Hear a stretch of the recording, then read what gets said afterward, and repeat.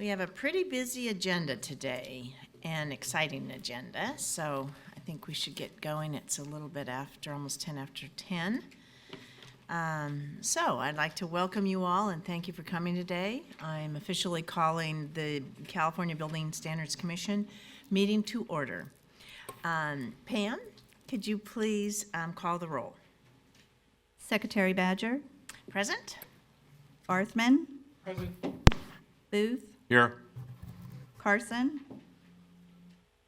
Buckner. Here. Mickerton. Here. Roberts. Here. Vasaki. Here. Winkle. Here. Patel. Here. Santillan. Here. Thank you, Pam. So Mr. Carson is not present today. And I'd like to, for the commissioner, I think you've all met her, but we are joined today by Jeanette Brazen from Department of General Services, who will be acting as our attorney. So previously you were used to seeing Alex, so today we have Jeanette, so thank you and welcome. Okay, we now need to make a Pledge of Allegiance. And I believe that Commissioner Patel is going to lead us. I hope that wasn't a surprise. I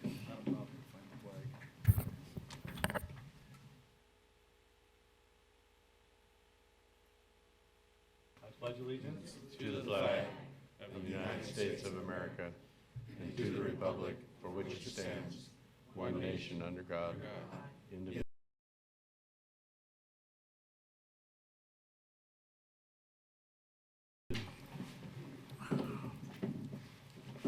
The next item on the agenda is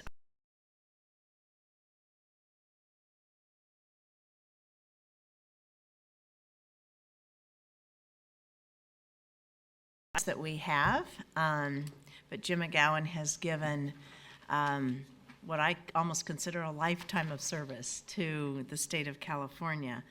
And we have several things that are very important to recognize Jim with. Just on a personal note, I've enjoyed very much working with Jim, and I knew that this day would come. He kind of gave me that hint when I came on board in July of 2013. And in that, I know he has a great love for the outdoors and fishing, and he does some weird kind of fishing that I don't understand. My undersecretary, Tony Perez, and he used to wax on eloquently about it, but I think it's with his hands or something. I don't even know. But he can now get out there and do all the fishing he wants to do. But Jim has spent 34 years 40 years, in state service, and 34 of which was at the housing, HCD, Housing and Community Development. In fact, I'm not sure Jim remembers, but that's where I first met him when I was Undersecretary BT&H. So I recalled him being at HCD at those days. And then, of course, 6 years, wonderful years, here at the Building Standards Commission. And under Jim's leadership, much was accomplished here at the Commission. He established the California Commission on the Disability Access as its own independent commission, which is just extremely important to the disability community, indeed to all of us. And he led the initiative that implemented the electric vehicle supply equipment infrastructure regulations in Cal Green 18 months prior to the legislative due date. So that was enormous. And we, the governor's office in particular, appreciated that effort because it was so very important and high on the agenda. And of course, streamlining the BSC's website to ensure that it was far more accessible and usable by the public, and made it a click here and a click there and understandable when things are sometimes difficult in the world of codes and complicated. But at any rate, I personally thank you so very much, Jim. And I would add that your colleagues in the Government Operations Agency extend their gratitude and appreciation. And Director of DGS, Dan Kim, could not attend today, but asked if I would read a note from him to you. Dear Mr. McGowan, congratulations on the completion of 40 years serving the citizens of the state of California! Exclamation! Your retirement on September 30th, 2015 marks the beginning of a new and exciting portion of your life. Wearing jeans every day. I did not want to miss the opportunity to express to you my personal appreciation for a job well done. You will be missed by your many friends and associates at the Department of General Services, particularly those within the Interagency Services Division, the Building Standards Commission. My very best wishes to you for a long and happy retirement. Sincerely, Dan Kim. So that's from the director. And then, Jim, if you could come up, I'm going to wander down here so we can present this beautiful plaque to you. Photographer, good.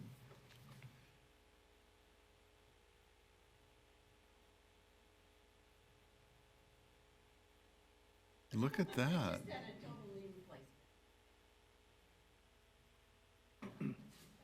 Uh-oh, they'll come and throw them out. On behalf of Government Operations Agency, the governor, and your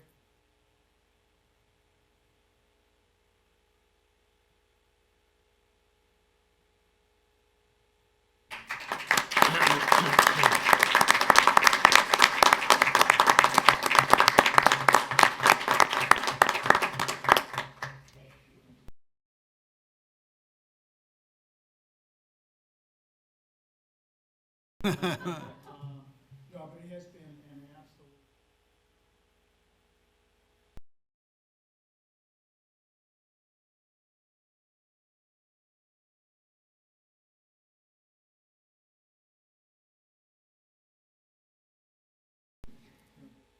And I'm very, very proud of it. I'd also like to extend a thank you.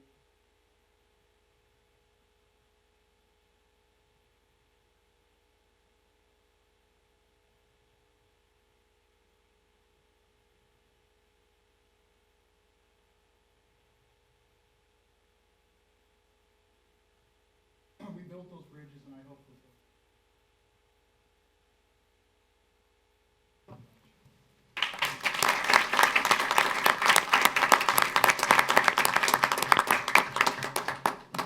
If any of the commissioners would like to make remarks, and I would entertain that. Sure, I would. This is Commissioner Sasaki. Jim, since I've been on the commission, you have been a great resource to me, and I'm sure to the other commissioners. I think your depth of knowledge, your level of expertise, and your ability to explain things and convey things, I know for me was very helpful. The way you've collaborated with others, the way you've just conducted yourself, I've been very impressed, and I wish you all the best in your retirement, and thank you. And Commissioner Mickelton, Jim, I want to thank you for making me feel so welcome when I first got on the commission. I did not know what to expect at all, and the orientation that you gave and the continued descriptions of what was coming up and your very useful history of what you've seen in the past and what you know about have just been incredibly invaluable. I appreciate all of your insights, and we're going to miss you. Thank you. I'm one of the old timers, but I wanted to thank Jim for, I think the other commissioners said they stole a lot of my thunder as far as the things that I was intending to say, but Jim's openness and collaborative nature has been super helpful. He knows the process, he knows the players, and he's helped guide us through the thicket of the things of just making the right decisions. And I really want to, say how appreciative I am of all the help that he's given us. Yes, Commissioner Patel. I'm new to the commission, but I want to say on behalf of all the building officials throughout the state how much we appreciate working with Jim and his office. Going back a little bit in time, I remember when we first heard that Dave Walls was leaving, and the panic that set in among building officials. But honestly, Jim, you've been fantastic. Every bit as good as Dave, if not better. And as a professional, respect you, and thanks for everything that you've done for all of us. Absolutely. Jim, I just want to say that devoting the rest of your life to the pursuit of fish is very noble, and good work on it. Okay, well, thank you all very much, and Jim, the best to you, your friends, your family, and those poor little old fish out there. And don't be a stranger. Thank you. Yeah, well, we've had that discussion before. There's a mortality rate with catch and release. Anyway, best of luck to you, really, and congratulations. So, moving on to the business of today. We have several minutes that we need to review and approve. The minutes from the April 21st, 2015 meeting, the May 29th, 2015 meeting, and July 21, 2015 meeting minutes. So, Commissioners, do you have any comments regarding the minutes? Madam Chairman, I have a couple of corrections, Oh, good, thank you. okay?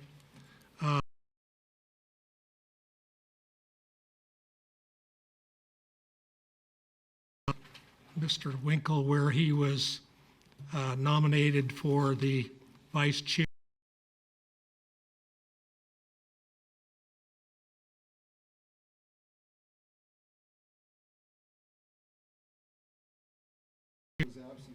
Yeah. Okay, that's been noted. Okay. I had another one here if I can find it. And we will take these, each of the minutes separately. We won't approve them all together, so. Okay. That's all I had on that particular one. Okay.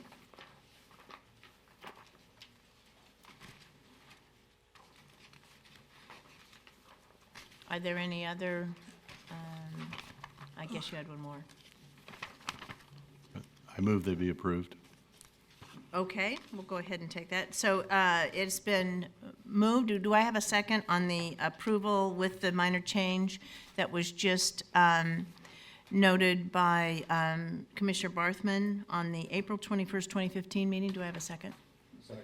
It's been moved and seconded to accept the meeting minutes of the April 21st, 2015 meeting with one minor correction. All in favor?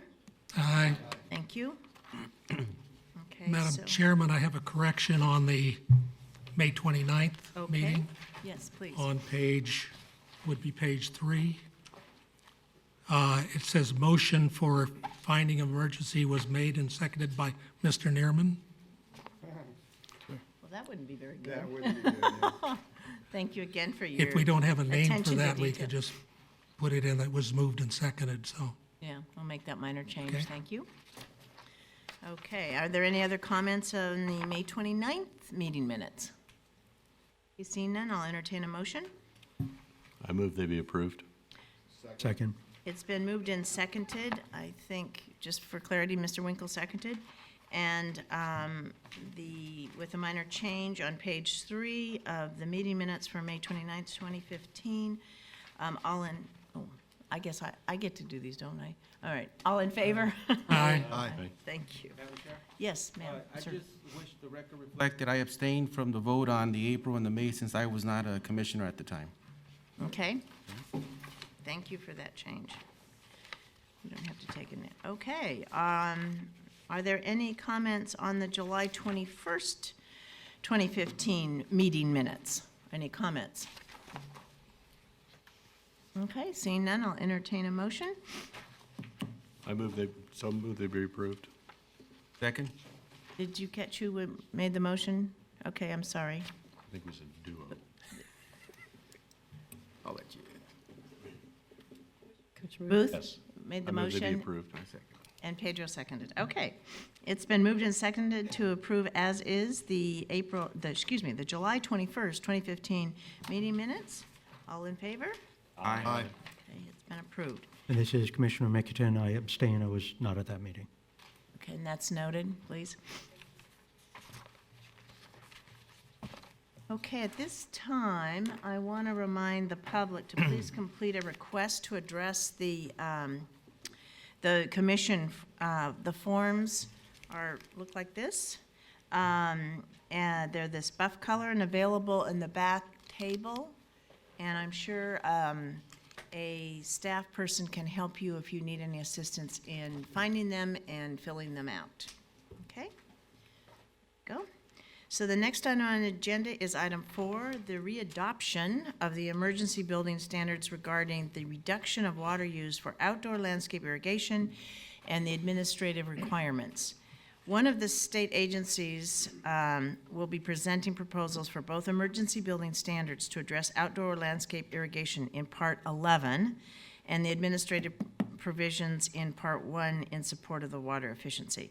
If you remember last time, this is sort of I found it a little bit of a tedious process. We have to approve the emergency and then adopt the actual report. So we'll do it in that same cadence, I hope.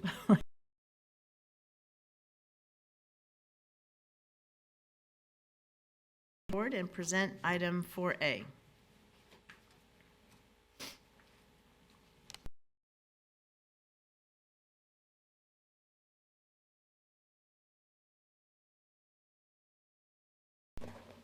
We have Kevin and Mia. Can you both introduce yourself, please, for the record?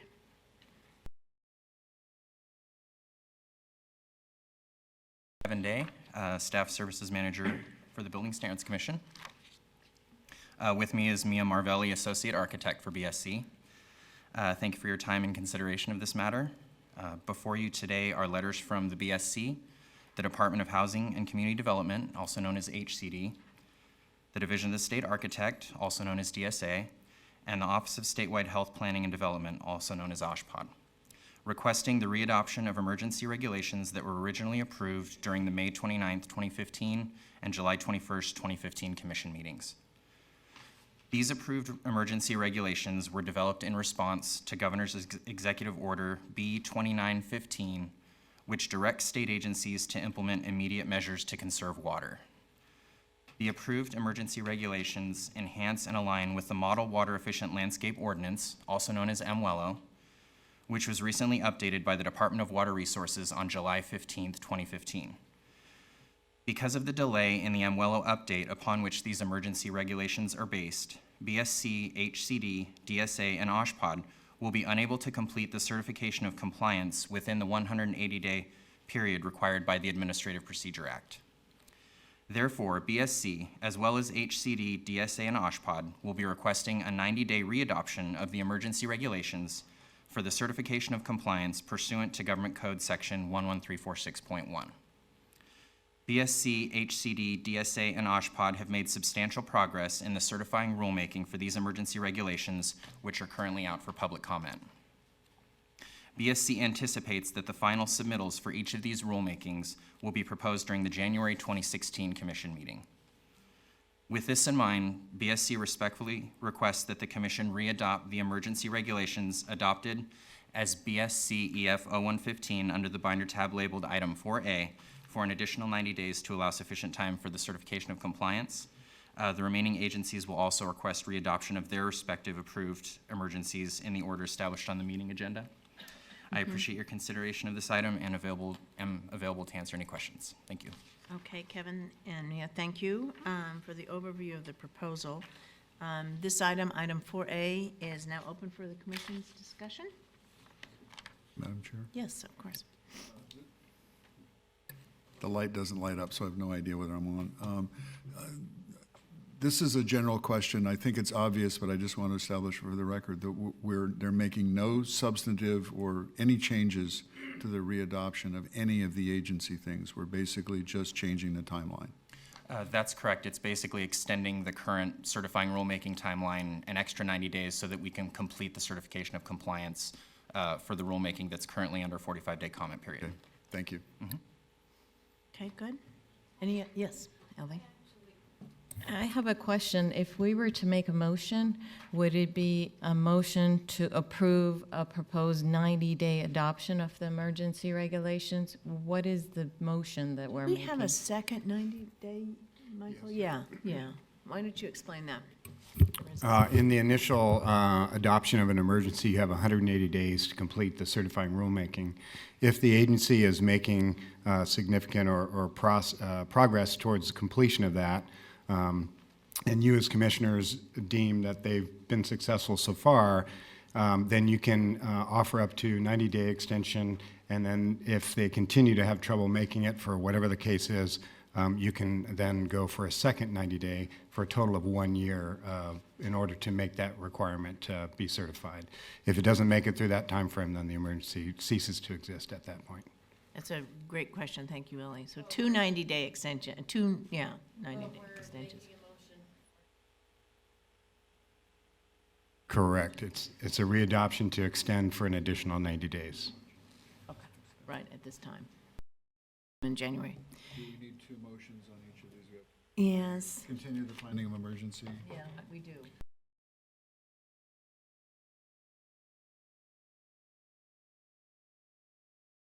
Approving the ET. Emergency and then the code. It's just approving the readoption.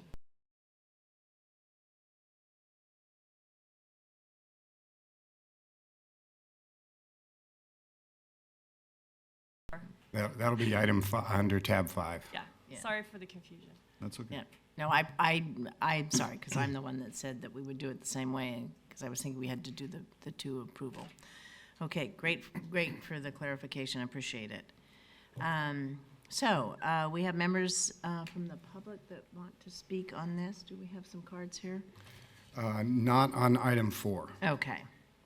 All right, so are there any members from the public that would like to speak on item 4 that have not put a card for it? Okay, seeing none. Are there any members of the public that wish to speak on the phone? You have 0 questions remaining. Okay, great. So that concludes the public comment portion. So I will now turn to item 4 and back to the commissioners and entertain a motion at this time that the Building Standards Commission request for readoption of the emergency rulemaking for a 90-day period. So moved. Second? And It has been moved and seconded. Is there any further discussion on this item? Okay. Hearing none, we now will have the roll call, please. Barthman, Yes.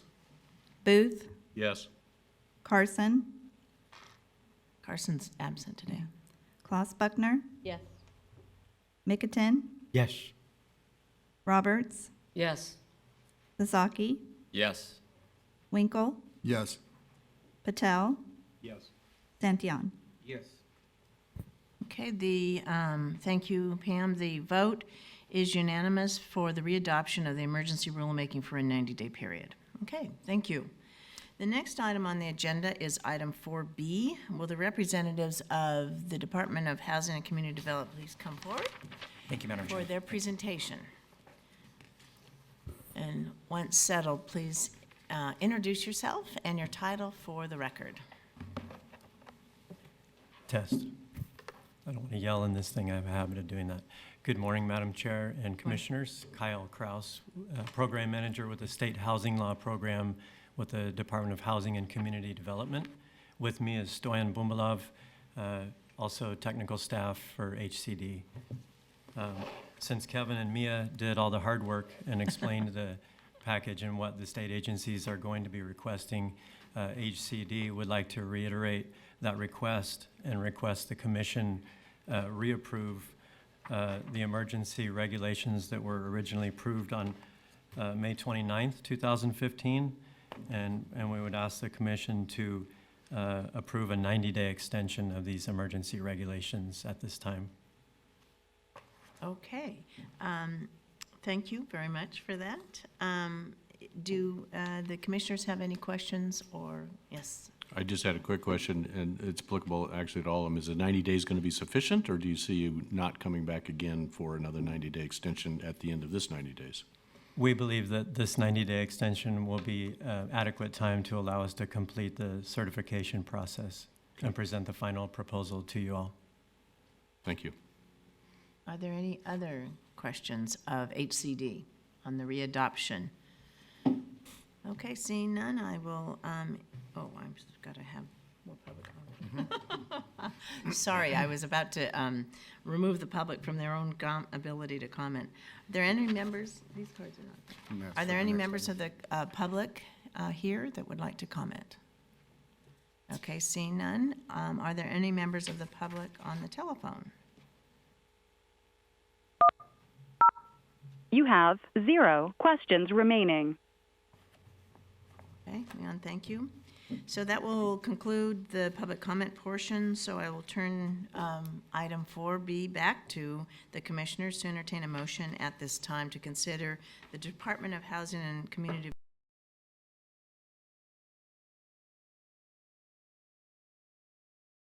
Second. It's been moved and seconded that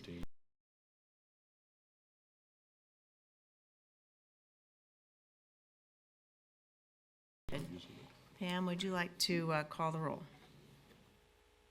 Barthman, Yes. Booth, Yes.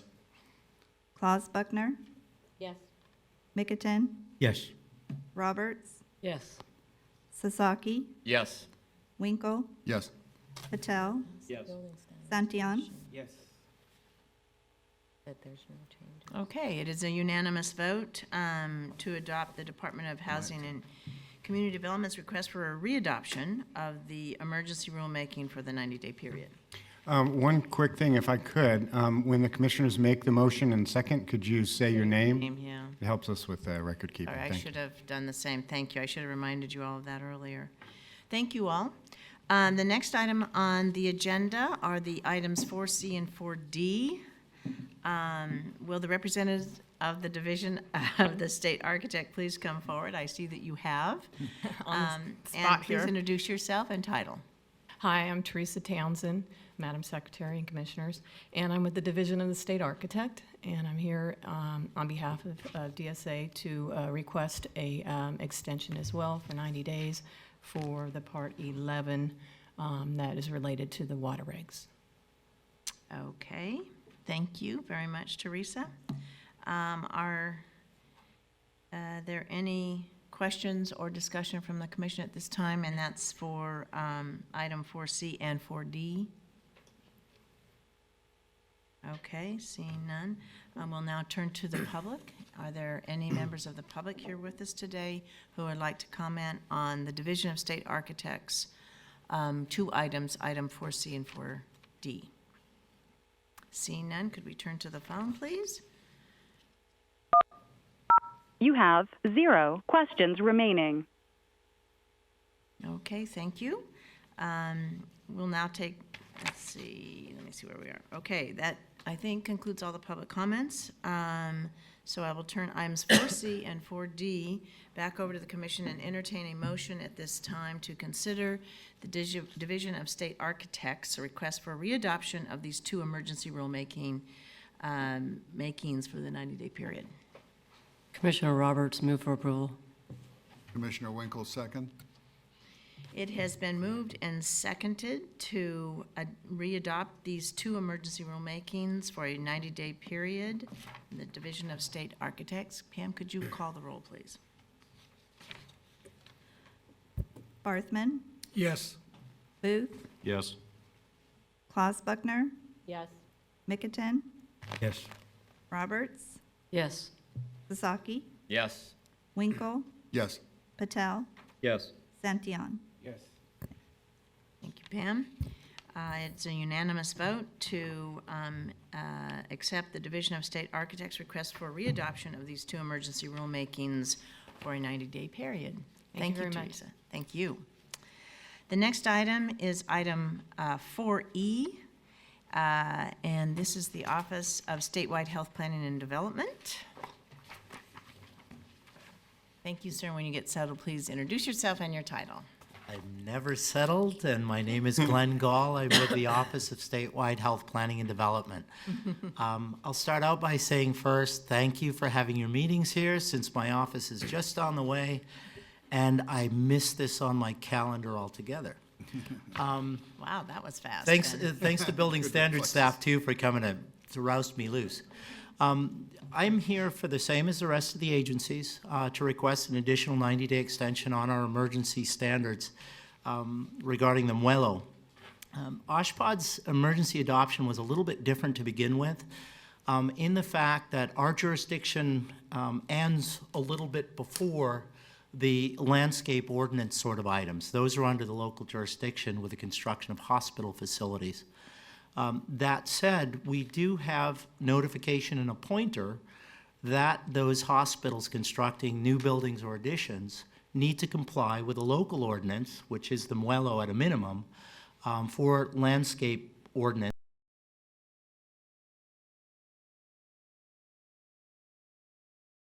Of the agencies, all going forward with very similar requirements, although there's a much more specific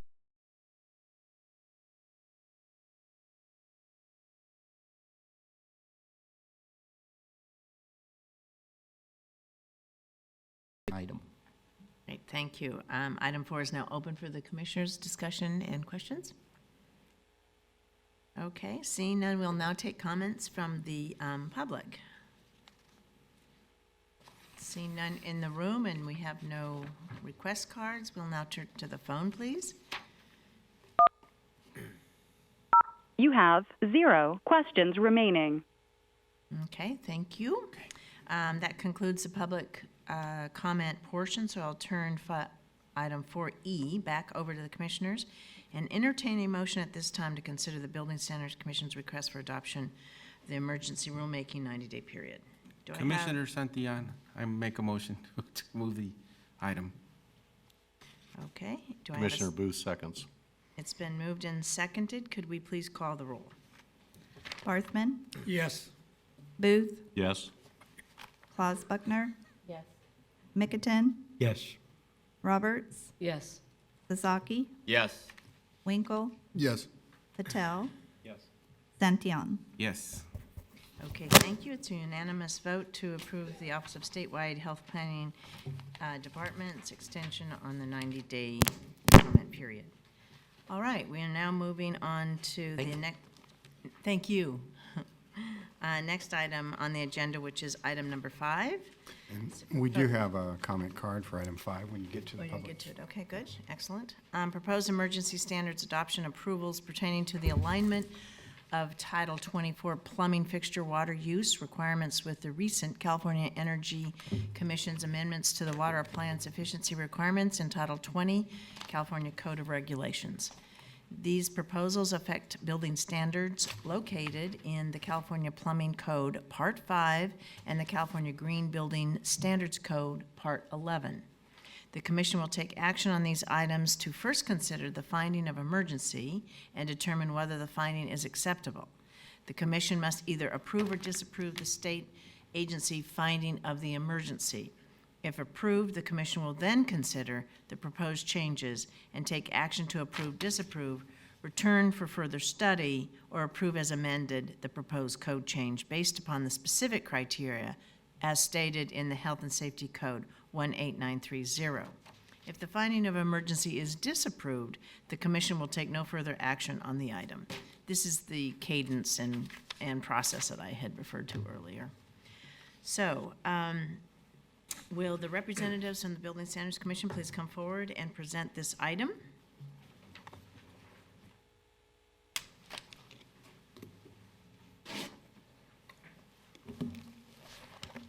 Gentlemen, again, please state your name and title.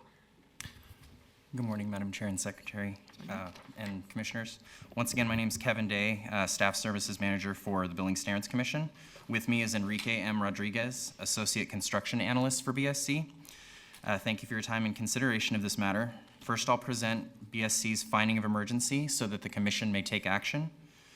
If the commission approves the finding of emergency, then Enrique will present the emergency express terms for the California Plumbing Code, Title 24, Part 5. This is the first of 2 emergency building standard submittals BSC will be proposing today. Please keep in mind that the emergency amendments to the California Plumbing Code, Part 5, and the California Green Building Standards Code, Part 11, are contingent upon one another. That is, that the amendments to Part 5 serve as a reference pointer to the amendments in Part 11. Before you today are emergency regulations pertaining to plumbing fixture flow rates in the California Plumbing Code, Title 24, Part 5. These emergency regulations were developed in response to similar requirements in Title 20 of the California Code Regulations, recently adopted as Emergency Appliance Efficiency Regulations by the California Energy Commission. BSC would like to express its gratitude to the other state agencies involved in the development of these emergency regulations being presented to you today, including HCD and DSA, which will be presenting similar emergency regulations. BSC would also like to thank the Energy Commission for their assistance in regulations. A representative from the Energy Commission is present and available to answer any questions you may have regarding the Title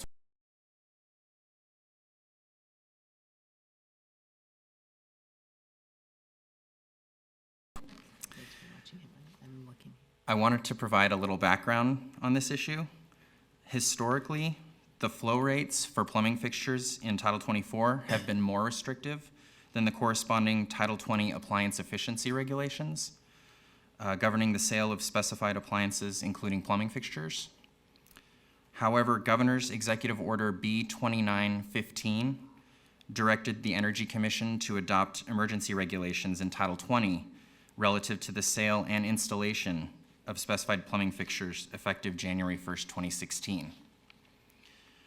For the most part, the Title 20 emergency regulations adopted by the Energy Commission align with the current non-residential standards in Title 24, with the exception of the maximum flow rate for wall-mounted urinals, for which Title 20 is now more restrictive. As such, in the absence of emergency building standards, there will be a conflict between the Title 20 regulations, which become effective January 1st, 2016, and the plumbing fixture building standards in Title 24, which will be effective until January 1st, 2017. While the most restrictive standard typically applies, this conflict would likely cause confusion among the regulated community throughout the remainder of the effective period of the 2013 edition of Title 24, January 1st, 2017. Regarding this time frame, BSC has already conducted its plumbing and CalGreen workshops and code advisory committee meetings, and is currently in the public comment period for the 2016 plumbing and green building standards codes. As such, it's too late to include these emergency amendments into those regulations, which, when they're approved, will not become effective until January 1st, 2017. This delay would not address the governor's declared emergency for effective conservation of California's limited water resources in a timely manner. With this in mind, BSC proposes the adoption of these building standards through the emergency adoption process. If approved, BSC has indicated a delayed effective date for the regulations to align with the January 1st, 2016 effective date of the appliance efficiency regulations in Title 20. This concludes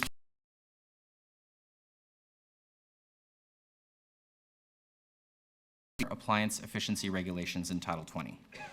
BSC respectfully requests the Commission to approve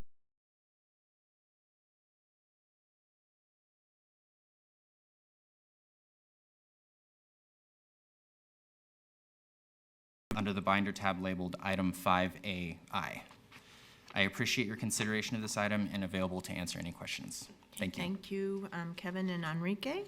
I will now turn to the commission for discussion and questions. Yes, sir, Ms. Booth. Commissioner Booth, I just had 2 quick questions. One is, was there any, at the public hearings, was there any issue for the manufacturers on the availability of the Title 24 compliant fixtures, which they shouldn't, I would assume at this point. But the other one was from BOMA or anybody, any concern about increased corrosion in any of the vent lines off of the reduced flow from urinals? I'm not sure if any of that was discussed. This would be during the triennial workshops. Okay. Hello. Yeah, so we did have public comments regarding that, and those concerns were addressed. But I believe BOMA and PMI were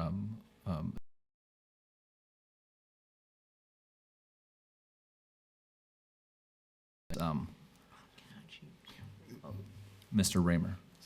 Yeah, I think if I can add to it, I think there is a coalition letter supplied by the coalition group That's right. that supports the adoption and That's correct. submitted. And you all have that in front of you. Thank you, Mr. Booth. So does that answer your question about the flow rate? Yes, it does. Thank you. Okay, and the corrosion. All right. Are there any questions? Other questions? Yes, Mr. Commissioner Sasaki? Sasaki. So these changes are applicable to non-residential occupancies and those occupancies that aren't regulated by other state agencies, so meaning like commercial buildings, is that correct? Yeah, so this would apply to all non-residential occupancies. Okay. Yeah. Thank you. 5A is first. This speaks to all of them. Okay.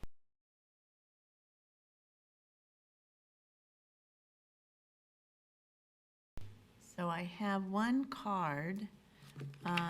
Is it Jerry?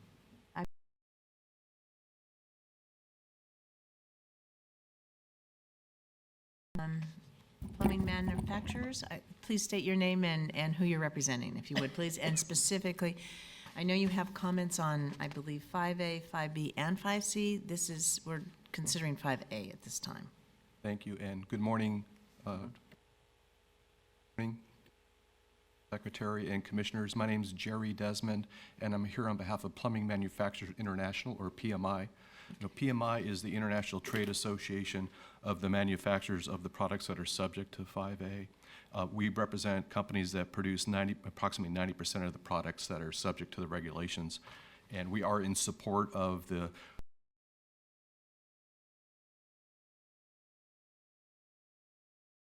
executive order, together with the Energy Commission and its staff and all stakeholders, in the development of the appliance efficiency.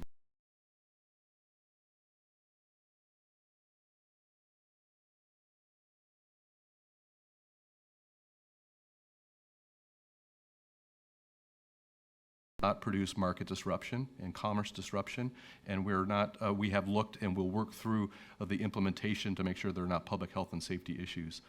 So we are supportive of the regulations as they were adopted by the Energy Commission and as proposed today in item 5A by the Building Standards Commission. Are there any questions of Mr. Desmond? Okay, thank you, sir. Thank you, Mr. Desmond. Are there any other questions from the public here today? Okay, well, let's turn to the phones and see if there are any questions from the phones on 5A. You have 0 questions remaining. Okay, thank you. That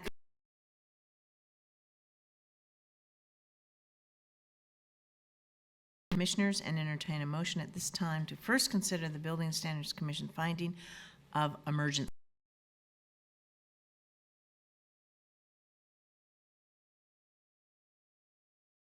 And seconded. Do we have any further discussion by the commissioners? Okay.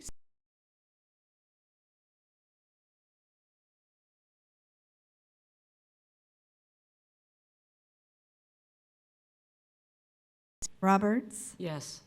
Sasaki, Yes. Winkle, Yes. Patel, Yes. and Santillan. Yes.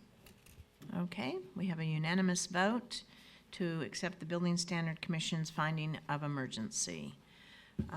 All right, thank you. So we will now move on to item 5AI2. And we have our members of the commission staff here to present specifically on that item. Yeah. Good morning, Madam Chair and Commissioners. My name is Enrique M. Rodriguez, Associate Construction Analyst for the California Building Standards Commission. Thank you for giving the Building Standards Commission the opportunity to present our proposed emergency express terms for water conserving fixtures and fittings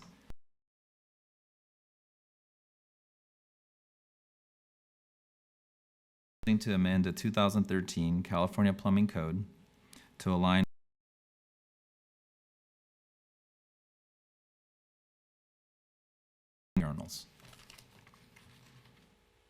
With that said, under section 403.0, water conserving plumbing fixtures and fittings, found on page 1 of the emergency express terms, we are proposing to add a new note, note number 1, that will direct the code user to the mandatory plumbing efficiency flow rates found in Cal Green Title 24, Part 11. Currently, the Cal Green flow rates are more restrictive than the California Plumbing Code. This proposed note will guide the code user to the applicable, more restrictive standard, which will add clarity for the code user. Additionally, we're proposing to add a new note, section 403,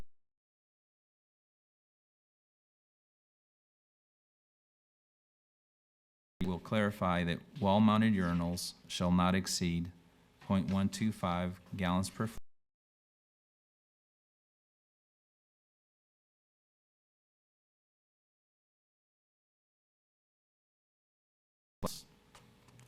Also, we have added another new section, code section, 403.3.2, to clarify that floor-mounted or other urinals are still allowed at 0.5 gallons per flush, with the added pointer to the applicable Cal Green Code section. Finally, the Building Standards Commission proposes an editorial amendment to renumber the existing section 403.3.1 to 403.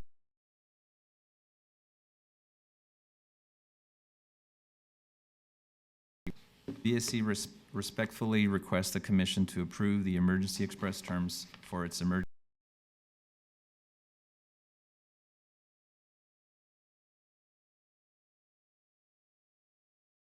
Plumbing Code, Title 24, Part 5. I appreciate your consideration.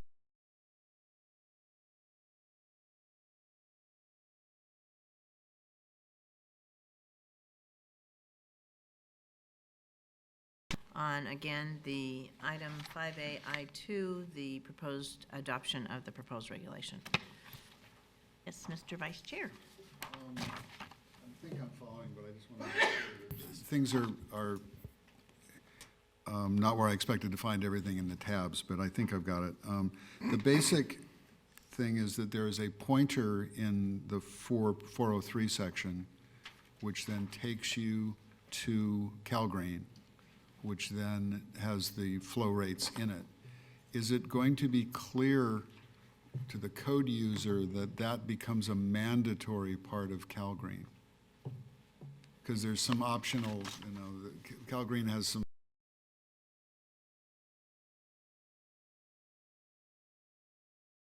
Cal Green is where the mandatory flow rates reside, and so this is just an adjustment. This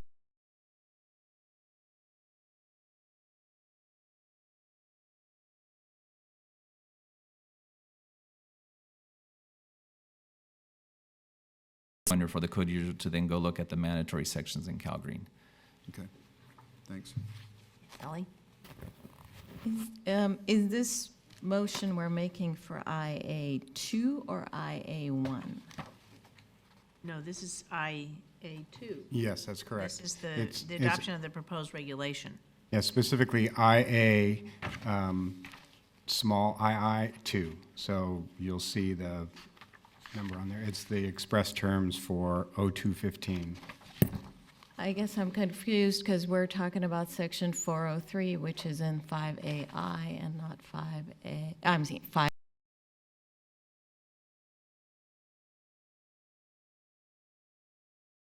Yes, it's 5, small I, and then 2. It's not So the there's double I. no reference And there's going.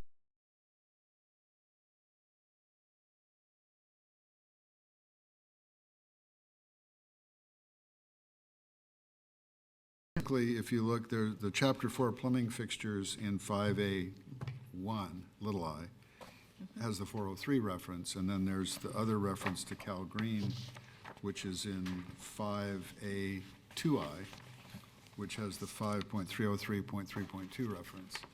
But what we want is the pointer. That's right. Then the Cal Green change as they go together.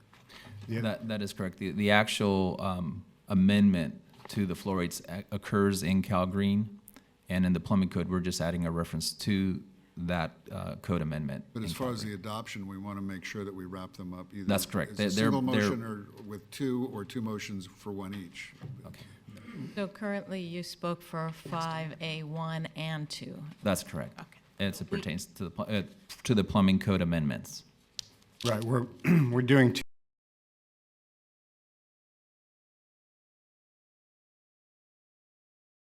And then the second action is the approval of the and then the next action for BSC will be the approval of the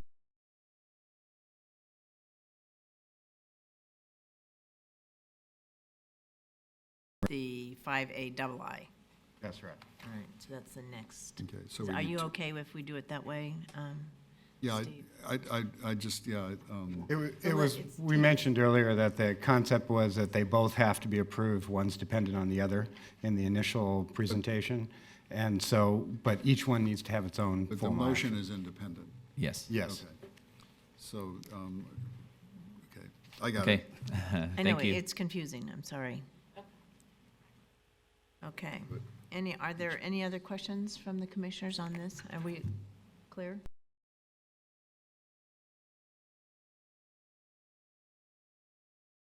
To take up both of them separately and vote on them separately. Okay, so having seen no other questions,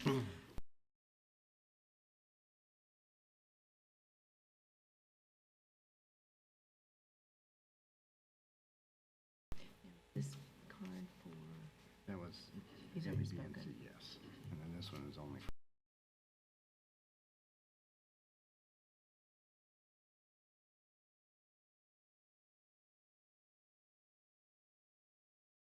phone, please. You have one question remaining. Hi, this is Daniel Gleiberman from Sloan Valve Company, also a member of the Plumbing Manufacturers International. I just wanted to go on record to state that the Building Standards Commission staff has done a very good job of helping coordinate the various state agencies with the adoption of Title 20, and I think it's very important that we are all on the same page to help our state save water, and it's very helpful to have these regulations kind of updated to conform with what the Energy Commission has been doing over the last year. So I just want to give my thanks to staff. Thank you. Thank you, Mr. Gleiberman. I appreciate that very much. Okay, I don't think there's anybody else on the phone.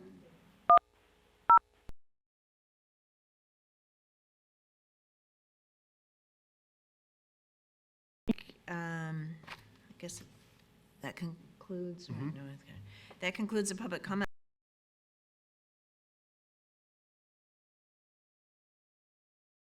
Emergency approved. At this time, I would entertain a motion for the action on the Building Standards Commission proposal changes to the subject building standards. This is Commissioner Commissioner Booth Winkle. makes a motion to approve. Okay. Commissioner Winkle, second. I'd also like, just as a clarification, to say that this is the change under 5AI to 403.0 I think that's helpful. 403.0. in the plumbing code. In the plumbing code, okay. So noted. With that minor edit, I think, can you please call the roll? Barthman, Yes. Booth, Yes. Claus Buckner, Yes. Mickelton, Yes. Roberts, Yes. Sasaki, Yes. Winkle, Yes. Patel, Yes.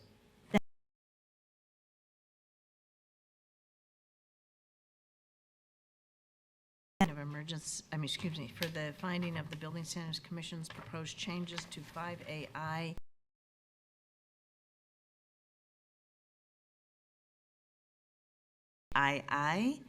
And we again are, the BSC staff is here to present. Thank you, Madam Chair and Commissioners. Once again, for the record, my name is Kevin Day with the Building Standards Commission. Similar to the... 1 second. Do you have a We quick? only voted for the emergency at this point. We didn't vote for the change, right?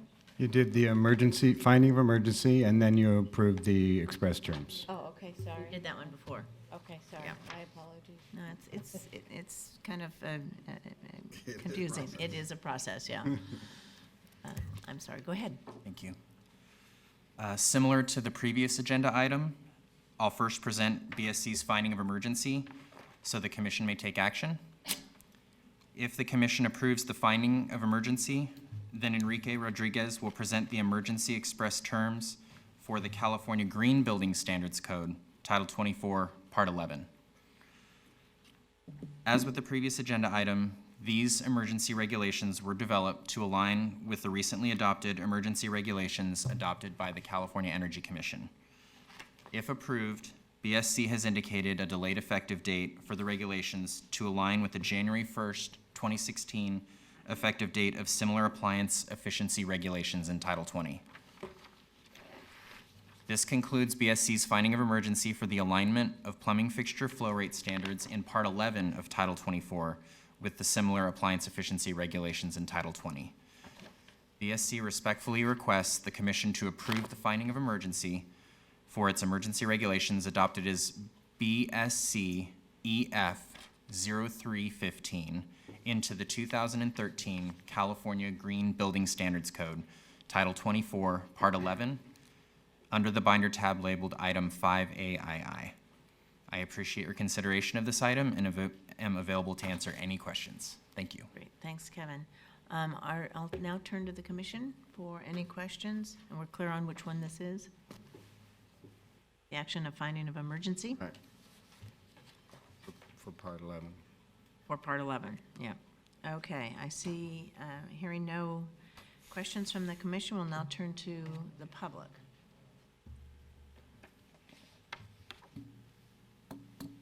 Okay, seeing no members of the public coming forward, and I have no cards, we can now turn to the phones, please. You have 0 questions remaining. Okay, great, thank you. We'll now, let's see. Concludes. Yeah. Okay, sorry. That concludes the public comment portion. So I'll turn to 5AII, the action for finding of emergency, over to the commissions and entertain a motion. Commissioner Sasaki moved to approve finding of emergency. Commissioner Mikitin, second. Okay, it has been moved and seconded to accept the Building Standards Commission finding of emergency on BSC EF 0315, Part 11. Is there any further discussion on this item? Okay, seeing none, will you please call the roll, Pam? Yes. Yes.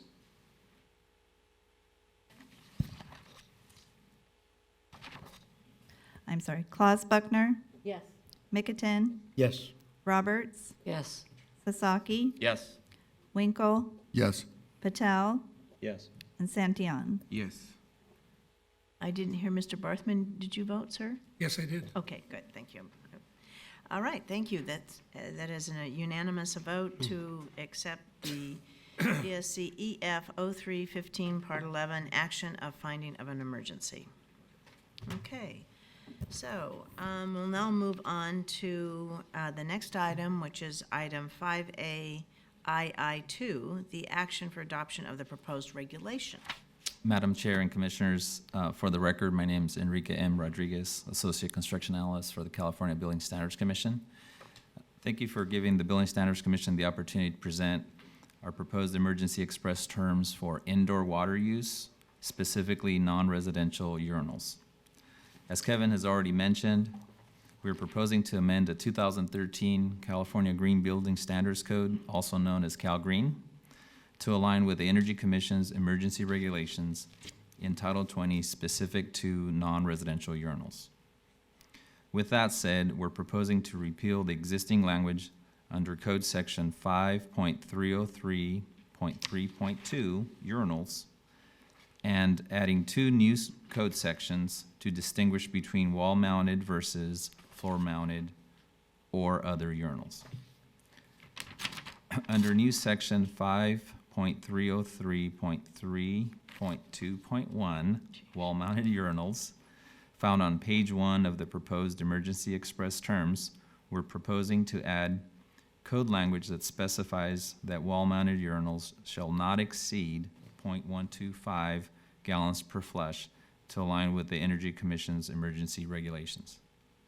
Additionally, we're proposing to add a new code section, 5.303.3.2.2, floor-mounted urinals, that specifies that floor-mounted or other urinals shall continue to have an effective flush volume not to exceed 0.5 gallons per flush. These proposed emergency express terms support the previously approved amendments to the California Plumbing Code, Title 24, Part 5. BSC respectfully requests the Commission to approve the emergency express terms for the emergency regulations adopted as BSC EF 0315 into the 2013 California Green Building Standards Code, Title 24, Part 11. I appreciate your consideration of this item and am available to answer any questions. Thank you. All right, thank you. Are there any comments or questions from the commission? Okay, seeing none, we'll now turn to the public for any comment. Not on this item. Okay. Seeing no one coming forth and not having a card on this, we'll turn to the phones, please. You have 0 questions remaining. Okay, great. So that concludes the public comment portion, so I will turn item 5A II back to the commissioners with the finding of emergency approved. At this time, I would entertain a motion for the action of the Building Standards Commission's proposed changes to the subject building standards. Move approval, Commissioner Barthman. Second, Commissioner McKittin. Okay. Is there any further discussion on this item? Madam Chair, Yes, sir. just a friendly amendment to the motion. I would say that this is in reference to section 5.303 in Cal Green. Yeah, I was just talking to Michael about that. 5 point, 303. okay, Calgary. Okay. It has been moved and seconded with one edit to adopt the Building Standards Commission's proposed changes to the subject building standards. For the record, that change was 5.303 of the Cal Green Code. We've already done any further discussion. Would you like to please call the roll, Pam? Barthman, Yes. Booth, Yes. Claus Buckner, Yes. Mickelton, Yes. Roberts, Yes. Sasaki, Yes. Winkle, Yes. Patel, Yes. Santillan. Yes. Okay, thank you, Pam. The vote to accept the Building Standards Commission proposed changes to subject building standards has been adopted unanimously. Thank you all. We are now going to take a break. So if I could ask everyone to be back within 10 minutes. It is now 11.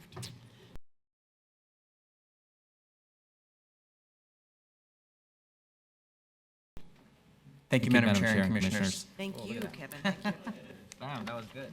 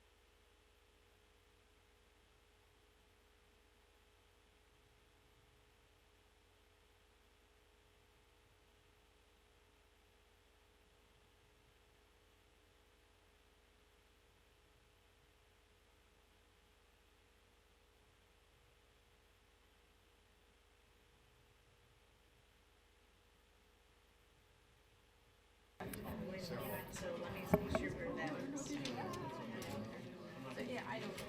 So it's gonna be under.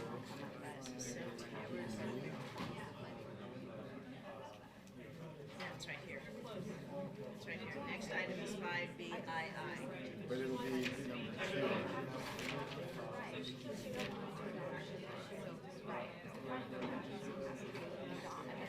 Essentially, she wants to actually do adoption. Right. Yeah. So it's right, page 24. Public comments. Yeah.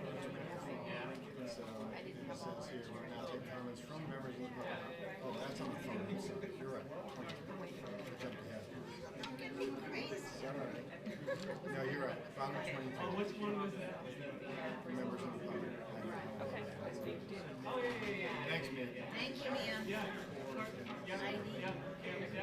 Heidi.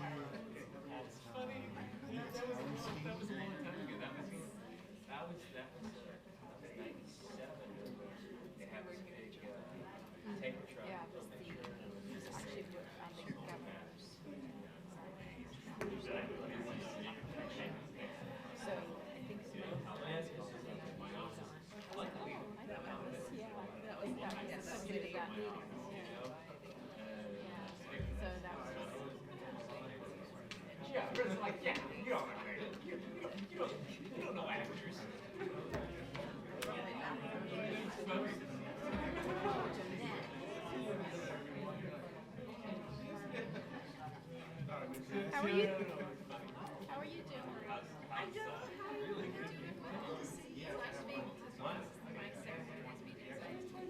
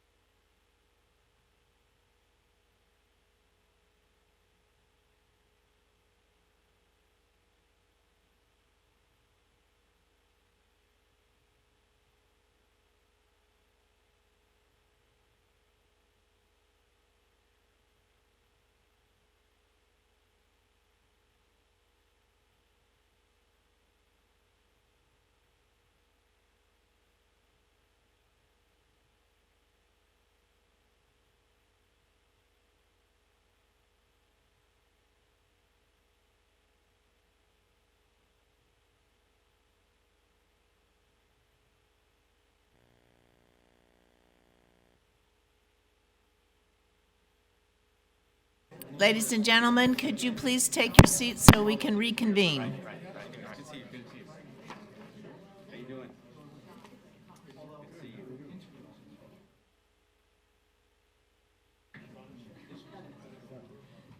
Yeah, it looks like we got it. As we get further down, we got it. Got it there, okay.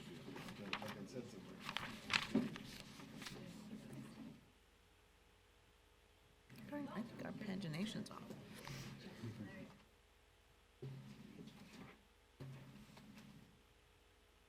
Okay, looks like we're all settled in.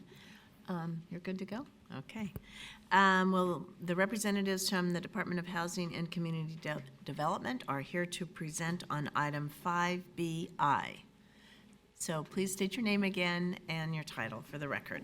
Good morning, Madam Chair and Commissioners. Kyle Kraus, Codes and Standards Administrator with the Department of Housing and Community Development. And with me is Beth Maynard. I'd like to introduce to you, who's been with us a year and is working on the plumbing code package for the triennial and this emergency. First, I would like to introduce the finding of emergency and explain HCD's proposal a little bit. This proposal aligns the building standards regulating allowable plumbing fixture flow rates in Title 24 with the appliance efficiency regulations in Title 20. The proposed emergency building standards reduce indoor water use in plumbing fixtures by further limiting allowable flush volumes for urinals and maximum flow rates for lavatory faucets in newly constructed residential buildings. However, the proposal does not reference Cal Green. It provides a prescriptive requirement in both the plumbing code and the Cal Green code for clarity.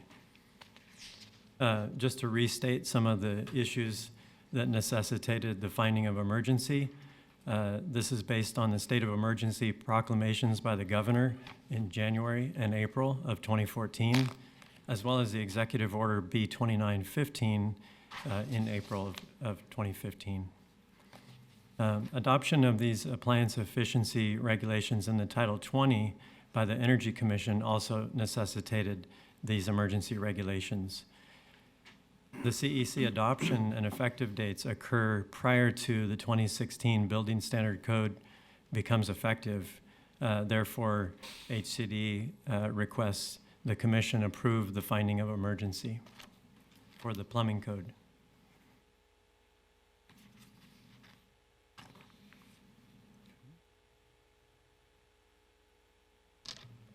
Okay. Thank you. Thank you. So thank you for that overview. And again, just as a reminder, this is the HCDEF 0215 Part 5, Action of Finding of Emergency. So I'll turn it over to the commissioners for any discussion, questions? Okay, seeing none. We'll now take comments from members of the public. Again, I'm going to remind you, this is 5BI, Finding of Emergency. I have no cards, seeing no one coming forward. Shall we try the phones? Phone. You have 0 questions remaining. Thank you. All right.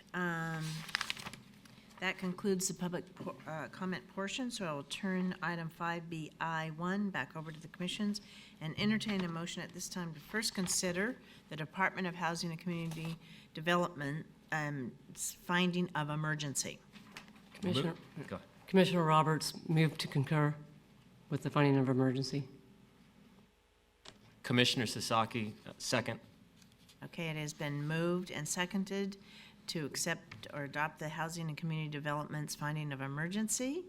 Is there any other discussion on this item? Seeing none, could you please call the roll, Pam? Yes. Booth, Yes. Claus Buckner, Yes. Mickleton, Yes. Roberts, Yes. Sasaki, Yes. Winkle, Yes. Patel, Yes. and Santillan. Yes. Thank you, Pam. We have a unanimous vote to adopt the Housing and Community Development's finding of emergency. We will now move on to the next item, which is item 5BI2. This is the action for the adoption of the proposed regulation. And our friends from HCD are still here, so Would you like to proceed? Sure, thank you, Madam Chair. Again, we're on 5BI, item 2. The proposed building standards, these emergency standards that are before you today, will modify the 2013 California Plumbing Code, specifically the requirements for wall-mounted urinals, and it will change the effective flow rate of these plumbing fixtures from the current 0.5 gallons per flush to 0.125 gallons per flush. The effective date for the urinals will be January 1 of 2016. And then with regard to the residential lavatory faucets, we're proposing in this emergency to change from the current flow rate of 1.5 gallons per minute to 1.2 gallons per minute, effective July 1st of 2016. And again, these will amend the 2013 California Plumbing Code for urinals and residential lavatory faucets. Okay, thank you. I'll turn this over now to the commission for discussion and question. Madam Chair. Sir? Does your mic there? Oh, sorry, am I on? And I just got to lean in. Vice Chair Winkle? Does the residential lavatory faucet change bring the Chapter 4 requirements into alignment with something that the Energy Commission did, or is this independent? Yes, it does. It aligns the requirements in the plumbing code for lavatory faucets on the same date that is required by the Title 20 appliance efficiency regulations. Okay, thank you. Are there any other questions from the commission? Okay, thank you. We'll now turn to the public. Yes, sir? Would you like to come forward? I don't think I had an earlier presentation card. A, B, and C. And C, okay. So again, restate your name, sir, if you would. Certainly, Secretary and members, Jerry Desmond on behalf of Plumbing Manufacturers International, PMI. And we support the regulation before you on both the urinals and the residential lavatory faucets. We, on these issues, were also engaged directly with the Energy Commission as they reacted to and took action subsequent to the executive order of the governor. And we believe that there will be additional water savings as well as an avoidance of disruption with commerce as proposed, and that the regulations do conform with the regulations as adopted by the Energy Commission on these products. Thank you. Does anyone have any questions of Mr. Desmond? Okay, thank you, sir. Are there any other members of the public? Yes, ma'am.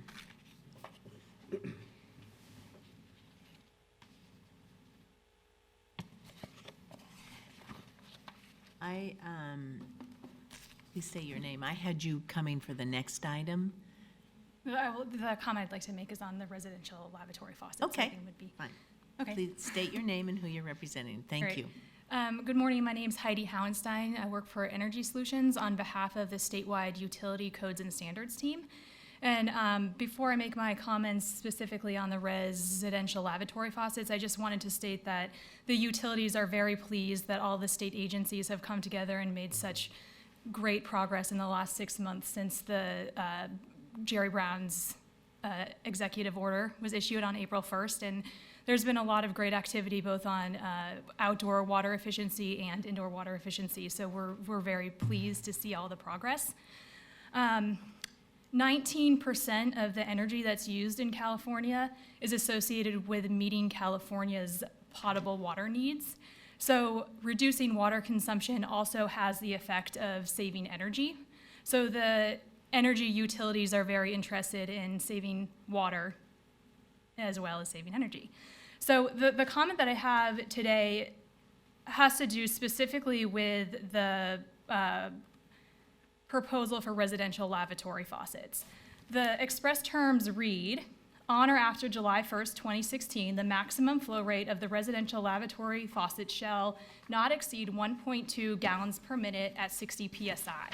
The minimum flow rate of residential lavatory faucets shall not be less than 0.8 gallons per minute at 20 psi. So the statewide utility team it's very important to us that when we adopt standards that aim to maintain consumer satisfaction with products while improving efficiency. And this minimum flow rate requirement was originally in the WaterSense requirements to ensure that if you buy a faucet that's rated at 1 gallon per minute, that if you install it in your house and your water pressure in your house isn't 60 psi, it's actually 20 psi, then your faucet is still going to perform near that 1 gallon per minute.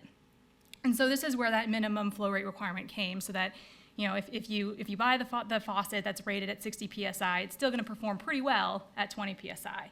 And we think that's very important. However, the way that this standard is written, it's an absolute value of minimum flow rate of 0.8 gallons per minute. And the way that we are reading that regulation is that if someone wanted to install a faucet that's rated at, say, 0.5 gallons per minute, and they're going above and beyond what is minimally required, it wouldn't be legal for them to install that higher performing faucet because it wouldn't meet that minimum flow rate requirement of 0.8 gallons per minute. The Energy Commission recently adopted the Title 20 requirements, and that minimum flow rate requirement is not in the Title 20 requirements for that same reason, that you don't want to have the inadvertent effect of preventing people from going above and beyond what is required at a minimum. So what we would like to see is this proposal amended by striking that second sentence that starts with a minimum flow rate. So the requirement would just reference the maximum flow rate of 1.2 gallons per minute at 60 psi.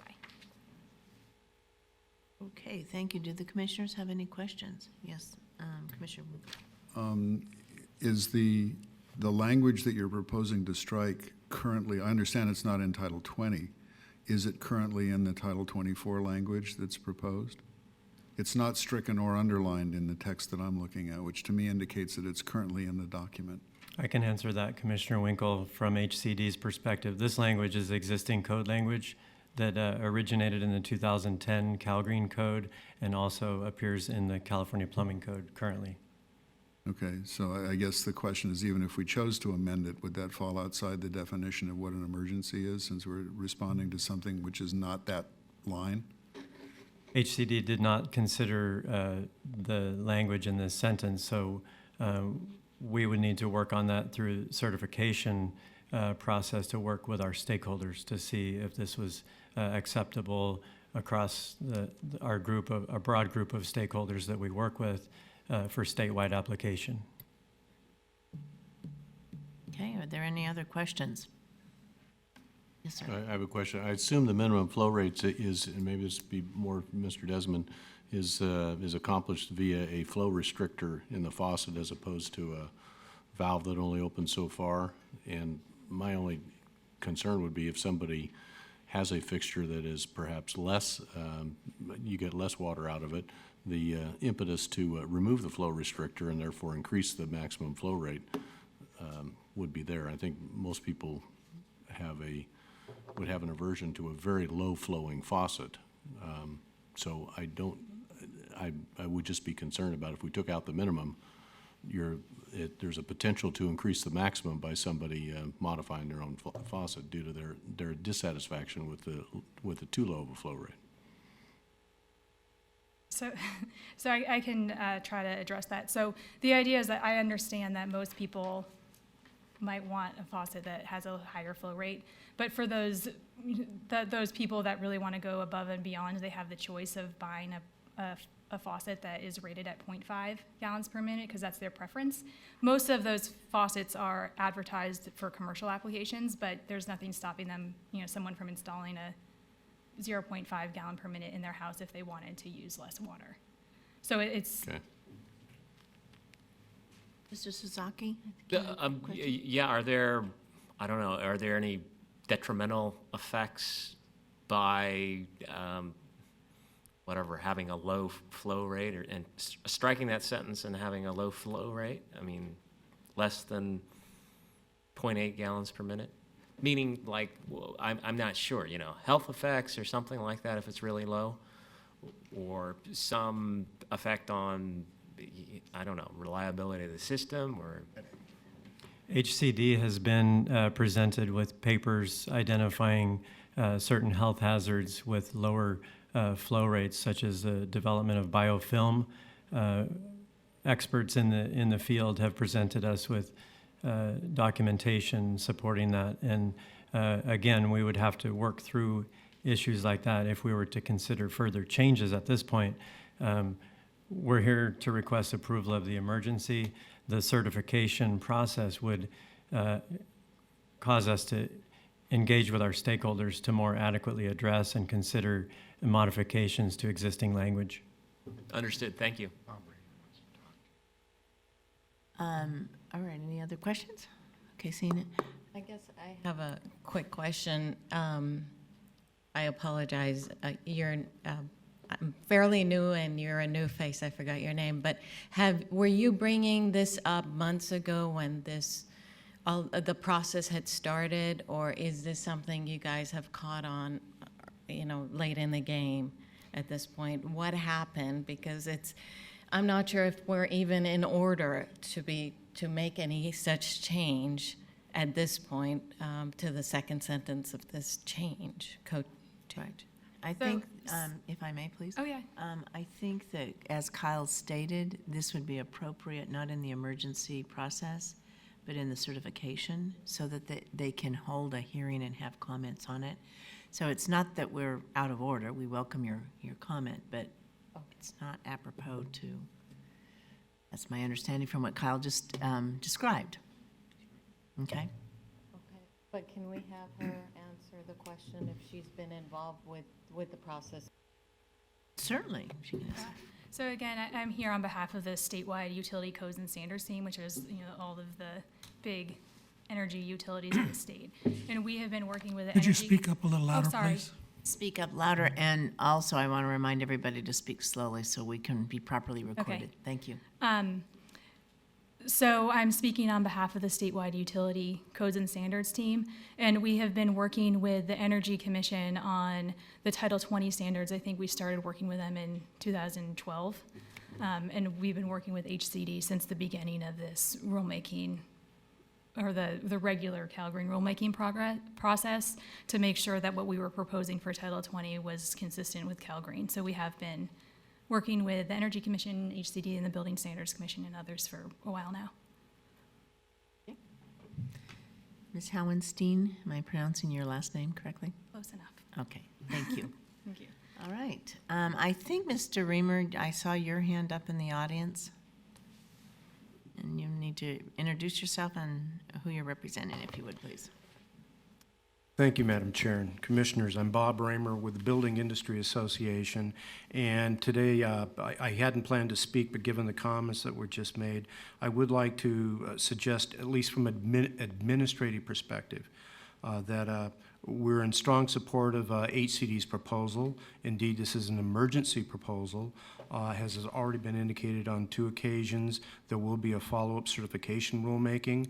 I would think that today's appropriate action would be to adopt HCD's emergency proposal and the proposed building standard change, and that to address this issue during the certification. Part of the problem here administratively is that you've got different agencies dealing with similar issues sort of in different venues. The Title 20 venue, at the CEC, Title 24 venues, in both plumbing and green building codes. This raises the potential for conflicts that you're dealing with today. The important thing is to get HCD's proposal moving forward. Obviously, we can address this during the certification proceeding. And unless there's any questions, that's my suggestion. Thank you. Any questions of Mr. Reamer? Okay, thank you, Bob. Okay, now are there any other comments from the public at this time? Okay, thank you. We'll proceed to the phone, please. You have 0 questions remaining.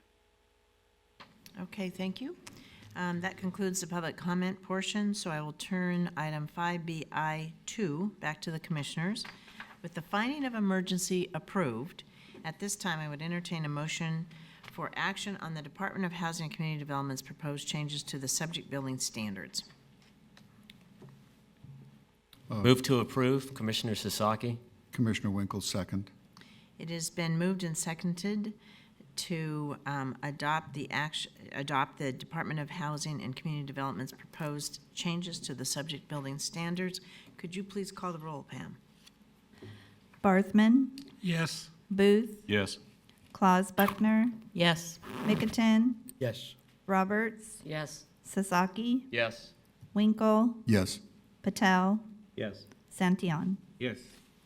Thank you, Pam. It appears we have a unanimous vote for the adoption of the Department of Housing and Community Development's proposed changes to the subject building standard. We will now move on to the next item, which is item 5B as boy, II1. This is the action for finding of emergent, or excuse me, adoption. Wait a minute, now I'm confusing me. Let me back up. This is HCDEF 0315, Part 11, and it is indeed the action for finding of emergency. And we have HCD staff to present this item. Good morning, Madam Chair and Commissioners. I'm still Kyle Kraus with HCD, and with me is still Beth Maynard with HCD also. I would like to just simply restate the finding of emergency for this item 5BII2 is to modify on emergency basis the Cal Green Code, the 2013 Cal Green Code, to align the Title 20 appliance efficiency regulations with Title 24 regulations. Kyle, I know this is tedious, but I'm just going to correct you. It is indeed item 5BII1. Yes, that's Okay. correct. Sorry. You had said 2, so. Too many eyes and I've numbers. done enough confusing of myself this morning, so I just 5BII number 1. Thank you. Okay, we'll turn to any questions that the commission has at this time? Okay, seeing none, we'll turn to any questions that the public has. This is not, yeah.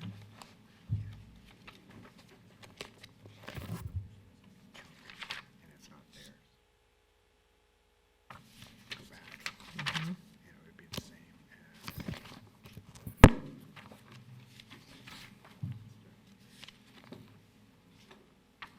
Hang on a minute.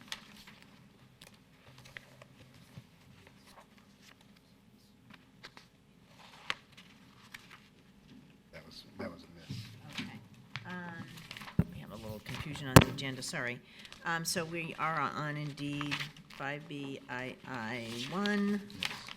And we're now, I asked for public comment, now we're going to be turning to the phone. Correct. You have 0 questions remaining. Okay, seeing that we have no further comment from the public, I will entertain a motion at this time. Commissioner Booth makes a motion to approve. Commissioner Santillan seconds. Motion has been made and seconded to accept the action for a finding of emergency as proposed by HCD. Is there any further discussion? Seeing none, would you like to call the roll, Pam? Barthman, Yes. Booth, Yes. Claus Buckner, Yes. Micketen, Yes. Roberts, Yes. Sasaki, Yes. Winkle, Yes. Patel, Yes. Santillan. Yes. It appears we have a unanimous vote to adopt the Department of Housing and Community Development's finding of emergency. We are going to now move on to item number 5B as boy, II2. Correct. Okay. This is the adoption of the proposed regulation. Again, Kyle, would you like to present on Thank you, behalf of Madam HCD? Chair. Sorry to interrupt you. Again, this is 5BII number 2. We're requesting approval of the proposed emergency building standards, which modify the 2013 California Green Building Standards Code, known as Cal Green. This will amend section 403.3 urinals and also section 4.303.1.2 urinals, and also section 4.303.1.4.1, which address residential lavatory faucets. These emergency building standards will reduce the effective flush volume of wall-mounted urinals to 0.125 gallons per flush, and allow other urinals to not exceed 0.5 gallons per flush. Additionally, with residential lavatory faucets, these regulations would require on or after July 1st, 2016, that the maximum flow rate for residential lavatory faucets would not exceed 1.2 gallons per minute at 60 psi. Thank you. Okay, Kyle. Thank you. Do we have any questions or discussion from the commission? Okay, seeing none, we will now turn to the public. Ms. Howenstein, your card indicated you wanted to speak to this. I don't know if. Same item. Same item, okay, all right. Okay, thank you. All right, is there anyone else that would like to speak on this item from the public? All right, fine, seeing none, we'll now turn to the phones. You have 0 questions remaining. Okay, thank you. That concludes the public comment portion, so I'll turn item 5B, II2, back to the commissioners. With the finding of emergency approved, at this time, I would entertain the motion for the action on the Department of Housing and Community Development's proposed changes to the subject building standards. Move approval, Barthman. Second, Commissioner Roberts. It has been moved and seconded to accept the Department of Housing and Community Development's proposed changes to the subject building standards. Is there any further discussion? Okay, thank you. Seeing none. Pam, would you please call the roll? Barthman, Yes. Booth, Yes. Claus Buckner, Yes. Mickelton, Yes. Roberts, Yes. Sazaki, Yes. Winkle, Yes. Patel, Yes. Santillan. Yes. Thank you. It appears we have a unanimous vote for item 5BII2, which is the adoption of the Department of Housing and Community Development's proposed changes to the stated standards, building standards. Okay. Thank you very much. Thank you, Madam It's a Chair and lot of Commissioners. hard work. We really appreciate it. Okay, we're now turning to item 5C on the agenda. Will the representatives of the Division of the State Architect please come forward to present this item? Hi. And I ask you, of course, once you're settled, to please state your name and your title.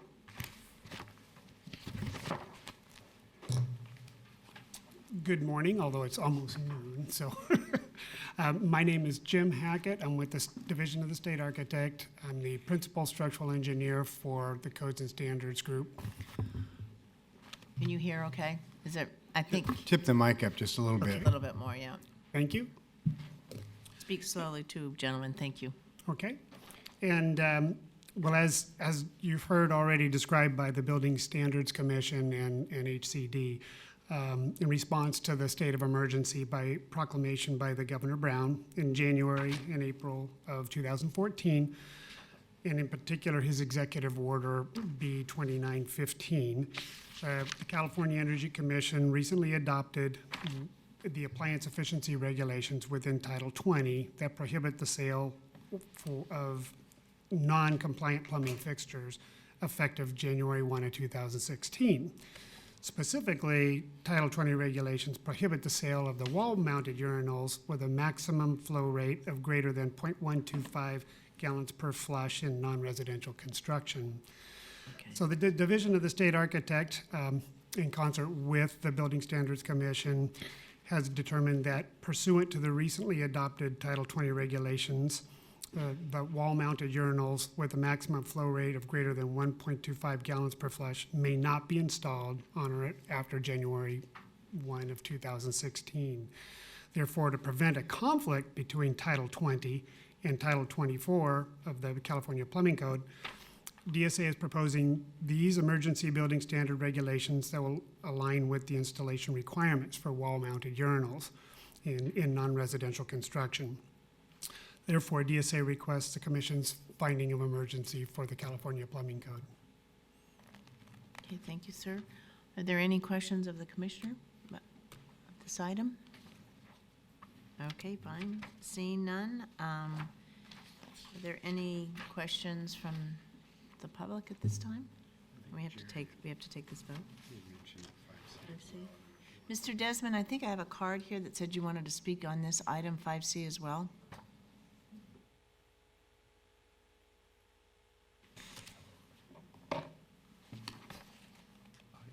Hello again, Secretary and members. Jerry Desmond on behalf of Plumbing Manufacturers International. Maybe it should have been 5AI, but again, PMI supports the regulation as proposed today. We believe it conforms with the action taken by the Energy Commission with the appliance efficiency regulations in Title 20, and we believe that it'll avoid a severe disruption to commerce while accomplishing additional water savings that'll be significant.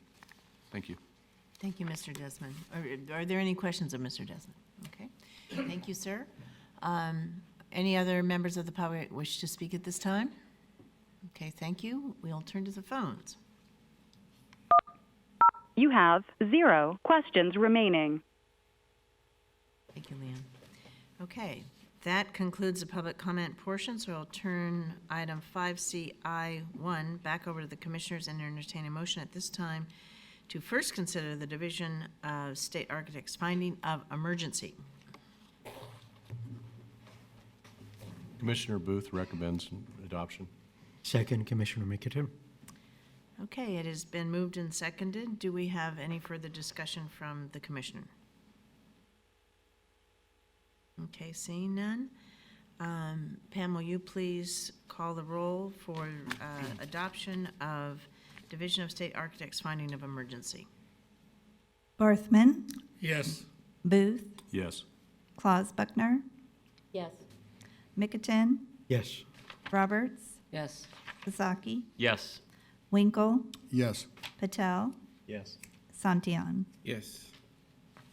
Thank you, Pam. Appears we have a unanimous vote on item 5CI1, which is to adopt the Division of State Architects' finding of emergency. Okay, thank you.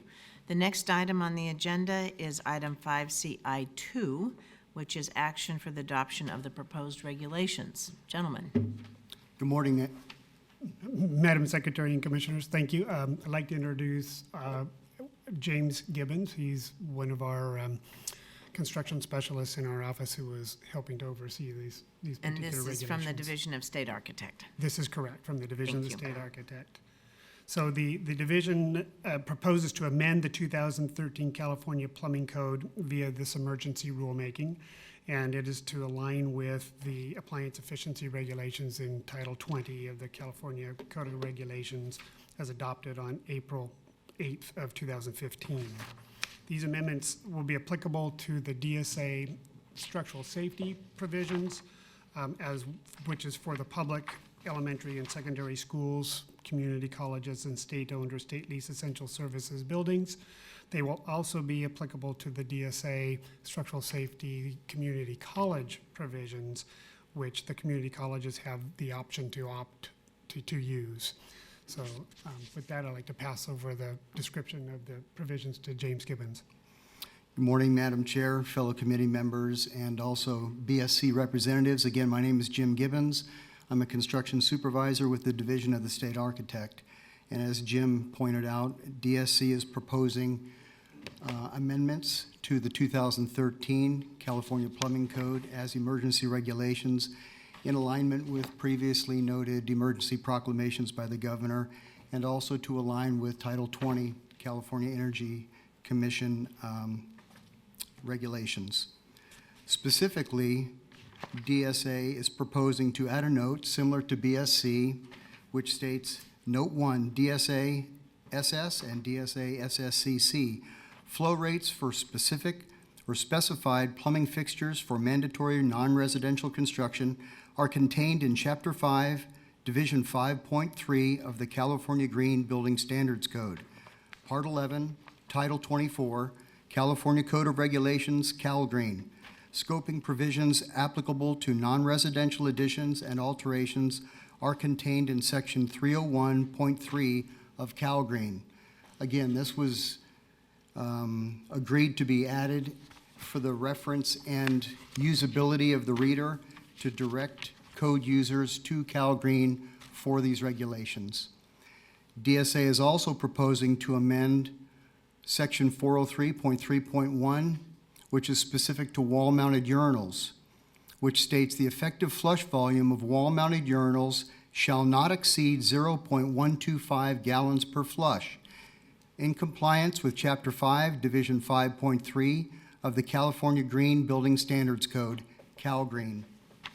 DSA is also proposing to amend Section 403.3.2 for floor-mounted urinals, stating the effective flush volume of floor-mounted or other urinals shall not exceed 0.5 gallons per flush, in compliance with Chapter 5, Division 5.3 of the California Green Building Standards Code, CalGreen.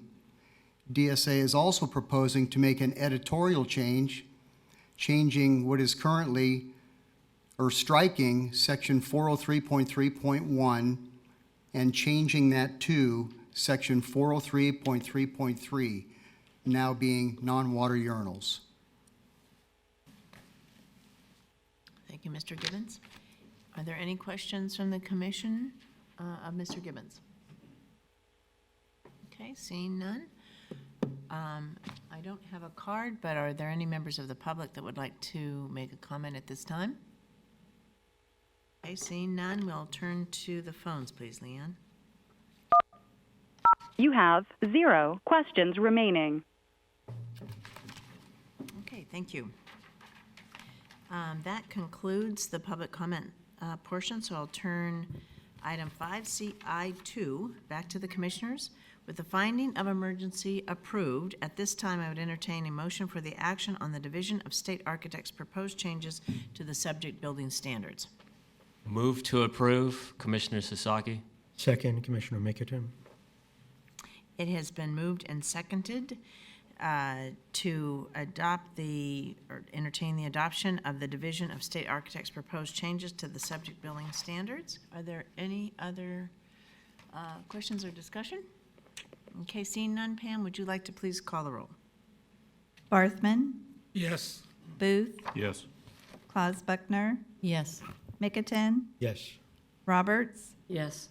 Sasaki, Yes. Winkle, Yes. Patel, Yes. Santillan. Yes. Thank you, Pam. We have a unanimous vote to adopt the Division of State Architects' proposed changes to the subject building standards, which was item CI2. All right, moving on to the next item is item 5CII1. And if we have new members from the DSA, please introduce yourself and state your title. Hi, I'm Teresa Townsend with the Division of State Architect again. Madam Secretary and Commissioners, thank you for considering this. This is 5CII, Item 1 for the action of finding of emergency, similar to BSC and HCD, but most similar with BSC, that we're going to align with the appliance standards by the Energy Commission in the CalGreen Code, Part 5.303. I'm here for questions if you have any. Okay. Are there any questions on actions of finding of an emergency, which is DSA EF 055, Part 11? Seeing none, are there any questions or statements of the public at this time? Okay, and I don't have any cards, so we will proceed to the phone, please. Leanne? You have 0 questions remaining. Okay, thank you. That concludes the public comment portion, so I'll turn item 5CII1 back over to the commissioners and entertain a motion at this time to first consider the Division of State Architects' finding of emergency. Commissioner Booth approves the finding of emergency, or makes a motion to approve the finding of emergency. Commissioner Second, Winkle, Commissioner second. Mickelton. Had two. We have two. The Vice Chair, Mr. Winkle, will be the second. Okay. Is there any further discussion from the commissioners regarding this motion? Okay, hearing none. Pam, would you call the roll, please? Barthman, Yes. Booth, Yes. Claus Buckner, Mickelton, Yes. Roberts, Yes. Sasaki, Yes. Winkle, Yes. Patel, Yes. Santillan. Yes. Thank you. Appears we have a unanimous vote to adopt item 5CII1, the Division of State Architects finding of emergency. Okay, thank you. We will now move on to item 5CII2, which is the action for the adoption of the proposed regulation. And we have representatives here. Just for the record, restate, please. This is DSA, Madam Secretary and Commissioners, Teresa Townsend. And basically, it's similar to what BSC is doing, and we try to align with them in all cases so that we don't confuse our code readers. And it's adding 5.303 subsections so that they align with the Title 20 appliance efficiency regulations for wall-mounted urinals and floor-mounted urinals. If you have any questions, let me know. Okay, this is open for the commissioners at this time for discussion and question. Okay, seeing none, are there any members of the public that would like to comment at this point in time? Okay, seeing none, Lynn, should we check the phones, please? You have 0 questions remaining. Okay, thank you. That concludes the public comment portion, so I will turn item CII2 back to the commissioners. With the finding of emergency approved, at this time I'd entertain a motion for action on the Department of Housing and Community Development's proposed changes to the subject building standards. Motion to approve, Commissioner Mickerton. Excuse me, Madam Chair, I hate to interrupt, but it's the Division of the State Architect. Oh, unfortunately, you're absolutely right, and I read this, we had an error in my Your agenda my now. agenda item. So thank you. For the record, let me restate this, okay? Thank you for that clarification. That concludes the public comment portion, so I will turn item 5CII2 back to the commissioners. The finding of emergency approved at this time. I would entertain a motion for action on the Division of the State Architects proposed changes to the subject building standards. Thank you. That's okay. Motion to approve that one as well. Commissioner Mickerton. Or the new one. Commissioner Roberts, second.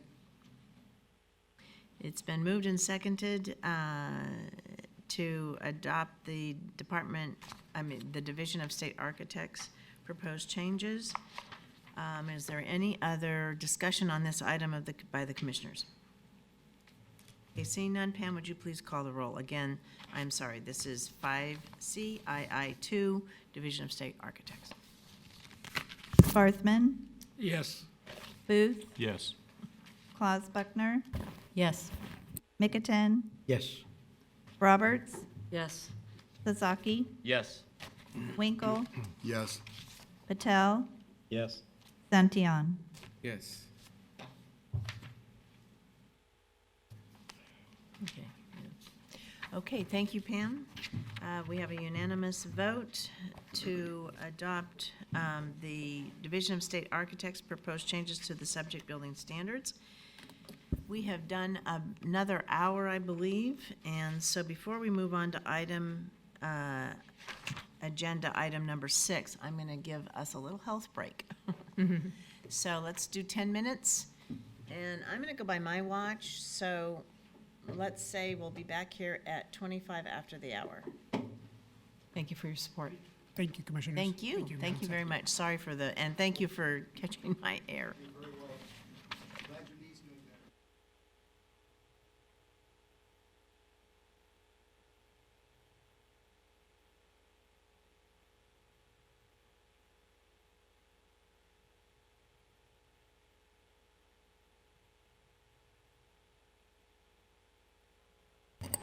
Eric, how are things?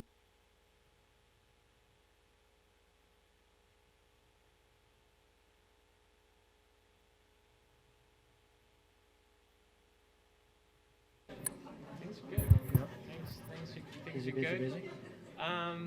You know, for me, personally, things are at a good, not, they're busy enough, but, you know, not overly busy, so that's good. I'm doing a bunch of flying in the next several weeks back to our home office. Three times in the next 4 weeks. It's Chicago area. Oh, So. wow. I thought it was like LA. No, not Chicago, Northbrook, Illinois, which is hour north of Chicago. So, but it's good, you know, when you travel, you don't get a lot done. Right, right. But you people make allowance for that. That's No, that's the no, whole they don't. thing. No, That's they the don't. key, right? No, they don't. But you know, you telegraph that, right? I am away, you know, in Chicago, and not coming back until midnight.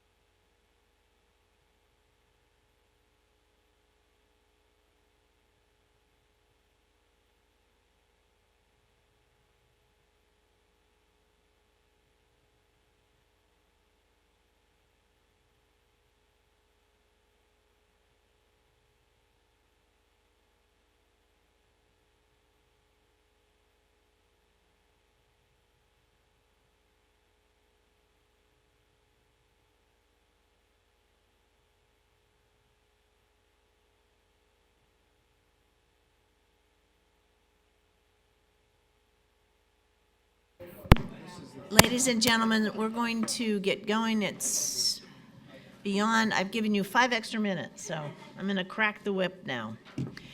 We are going to work through the lunch hour. I think that's the desire of most of, if I didn't talk to all guys, but I think it's in, it'll give us the best result for today. We'll just have little growly tummies for a couple hours.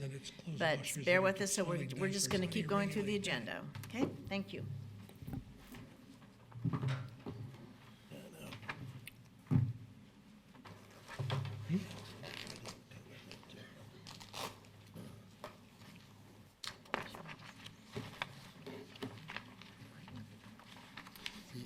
Item 6 is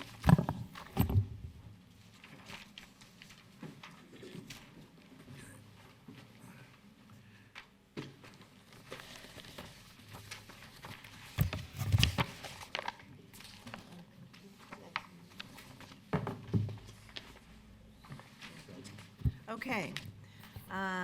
Sorry for the delay. We are on item number 6, excuse me.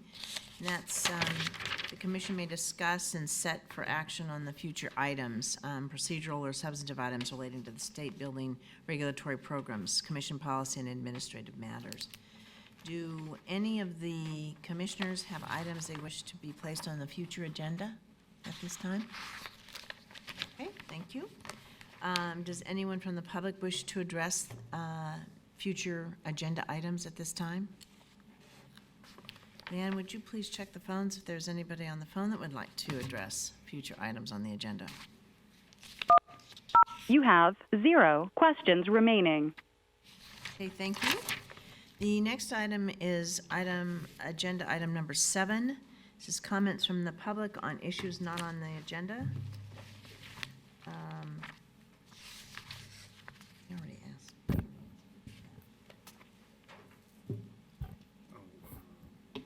This,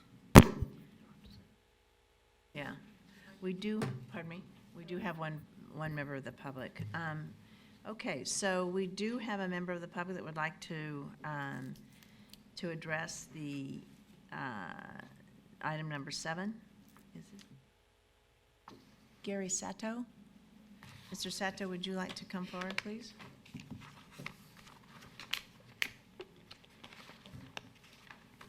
This is to address those items that do not appear on the agenda today.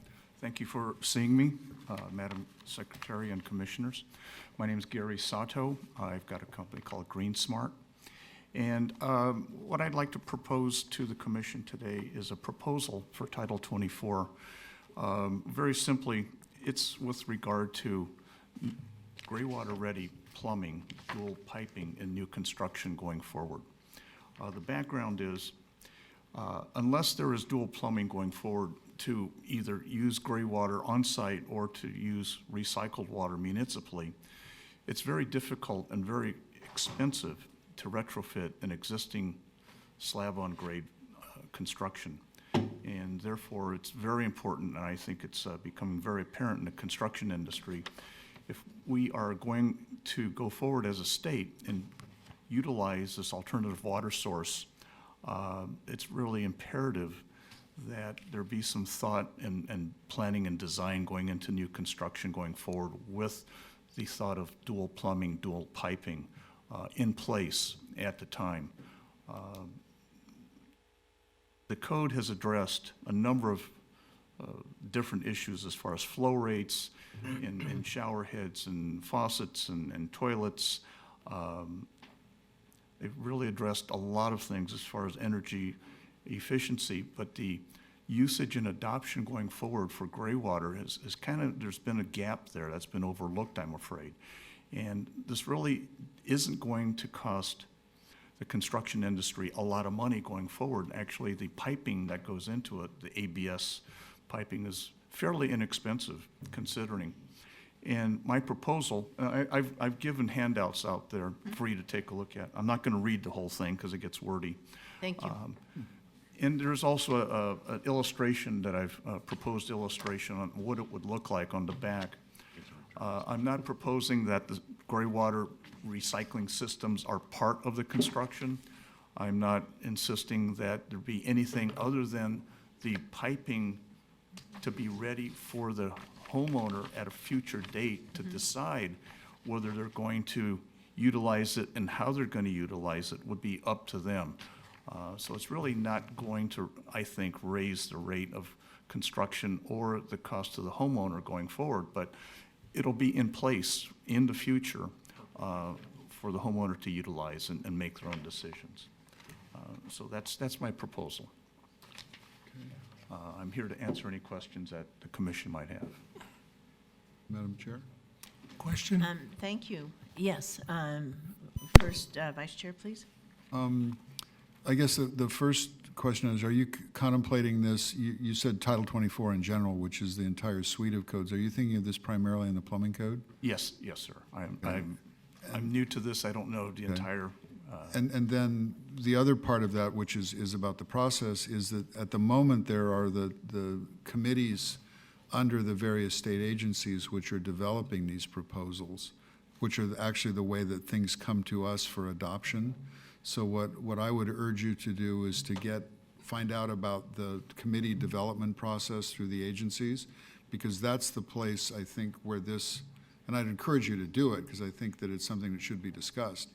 But you need to get kind of upstream from us in terms of where you have input into the process. So you should be looking on the commission website about the code development committee meetings and then getting those proposals in their hands. So, I mean, you started at the top of the food chain. You need to move down some. May I ask a question? Sure. In regard to that? Are you referring to perhaps the UPC code, DIAPMO codes, the plumbing codes? No, I'm talking about the state agency code development committees who are making California modifications to the model codes.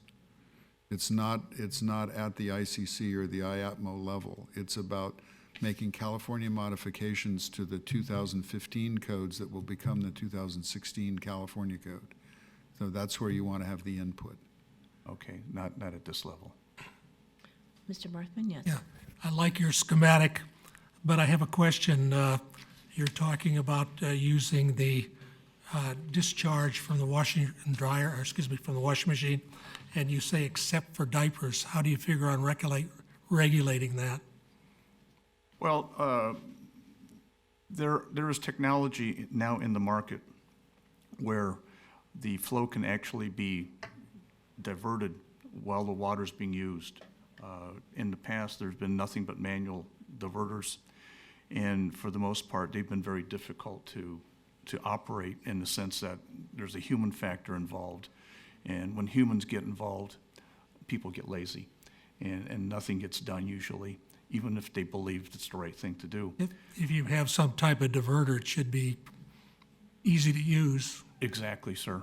And there is one on the market, and I'm not here to promote any specific one, but there is one that I'm very well aware of that's remote controlled and can be utilized within 4 seconds of activation.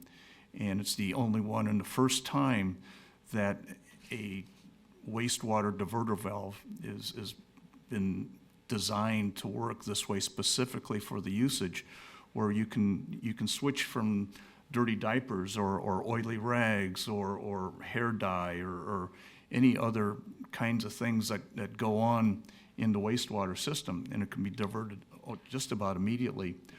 So one has the choice now of whether it goes to the sewer or it goes to a recycling site on site or whatever one chooses to do. The gray water industry is a new industry that's coming on now because of the water conservation efforts. And there are a number of different technologies now coming on the market that I think will be very beneficial for water conservation and this recycling of gray water going forward. Mr. Sato, if I may, there was a bill that was passed by the legislature, which we referred to as the Purple Pipe Bill. Yes. AB 2282, you may be familiar with it. It, among other things, prescribes that in the intervening cycle, that the Building Standards Coach will take this up right after the first of the year. So I would encourage you to get in touch with the staff so they can help you become aware of the process, because this is very important and they will be taking it up. And then you can intervene at that time or be involved at that time. Okay. Mike, is there anything else? Yeah, I just wanted to add that we have your information, so we'll add it to our database, and you'll receive notification of workshops, of different announcements related to the cycle. And we'll be looking for the intervening cycle. To some of the agencies will start their workshops early in the new year. So we'll have lots of opportunity to get together, have you present your concepts and ideas, and see what can or can't be moved forward into the cycle. Great. Thank you very much for your consideration. Thank you very much for your Thank you for submission. That was very helpful. Thank you. Appreciate it. Is there anyone else that would like to comment on matters that are not on the agenda? Can we turn to the telephone and check, please? Ian. You have 0 questions remaining. Okay, thank you. We're going to move now on to agenda item number 8. The following is a summary of the City of Berkeley letter dated July 16th, 2015, requesting that the California Building Standards Commission consider code amendments requiring higher standards for weather-exposed balconies and similar elements. The letter was issued following the balcony collapse in Berkeley on June 16th, 2015. The Berkeley City Council is of the opinion that the measures should be taken to introduce more restrictive building standards as they apply to weather-exposed balconies, decks, stairs, or similar elements projecting from a structure, often without any additional independent supports. While at this time there is no conclusive evidence showing how the moisture was introduced into the balcony assembly, there are several exacerbating factors that can be identified immediately. 1, the use of construction materials that were not resistant to decay. 2, the lack of ventilation of the enclosed cavity. And 3, the inability to visually inspect the balcony's structural elements without destructive investigation. In the letter, the Berkeley City Council strongly urged the CBSC to amend the California Building Standards Code such that balconies, decks, stairs, or similar elements which project from a structure without any additional independent supports be constructed to higher standards in order to protect the public health, safety, general welfare of the public of the state of California. Now, I'd like to open this item up to the public for comment. And I think, do we have the list? First, I'm going to call upon Mr. Huff, who has submitted a card to speak, a request to speak. Mr. Huff, you're well known to all, but please restate your name and title, please. Yes, ma'am. Sean Huff, State of California, Department of Housing and Community Development. I'm the Assistant Deputy Director of our Division of Codes and Standards. So thank you, Madam Secretary and Commissioners, for letting me speak today. I just wanted to respond to item 8. HCD wants to know that our thoughts and prayers are with the families of those who lost loved ones and the survivors who must live with the tragic memory of June 16th, 2015. HCD staff has followed this event from the earliest hours of June 16th. HCD is aware of the City of Berkeley's local ordinance amending the California Building Code to prevent future accidents within its jurisdiction and applauds their swift action. HCD has read the letter from the City of Berkeley to the Building Standards Commission dated July 16th, 2015, and has also reviewed a letter forwarded to the Commission from the Structural Engineers Association of California, or SEOC, dated October 19th, 2015. Both letters advocate state building code changes that differ in technical approaches. Upon conclusion of this triennial adoption cycle, HCD intends to convene stakeholders to investigate findings directly related to the City of Berkeley incident, explore the concepts advocated by both parties, and solicit input from other industry and regulatory professionals prior to proposing any building standards that are enforced on a statewide basis. In the interim, local jurisdictions can still adopt local ordinances through the building standards process. Although An end result may be HCD amendments to the California Building or Residential Code to address decay resistance and inspection and maintenance requirements for enclosed assemblies, such as exterior balconies. HCD believes there are similar climatic conditions to the city of Berkeley and many jurisdictions across the nation.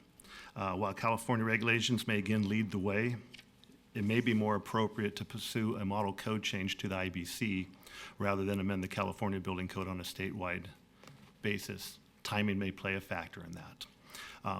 However, HCD is ready to respond and willing to do everything appropriate within our authority to try to prevent another such tragedy from happening. With that, I close. Thank you, Mr. Huff. Does anyone have any questions of Mr. Huff? Yes, Mr. Winkle.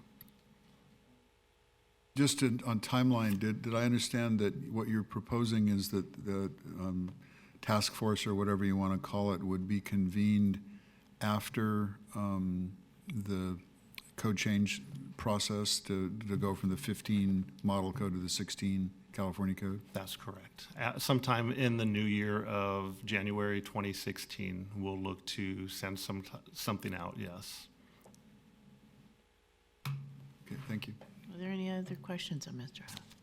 Thank you. We really appreciate your heartfelt remarks. All right. We have a couple other people who would like to address the commission today. Mr. Luttrell?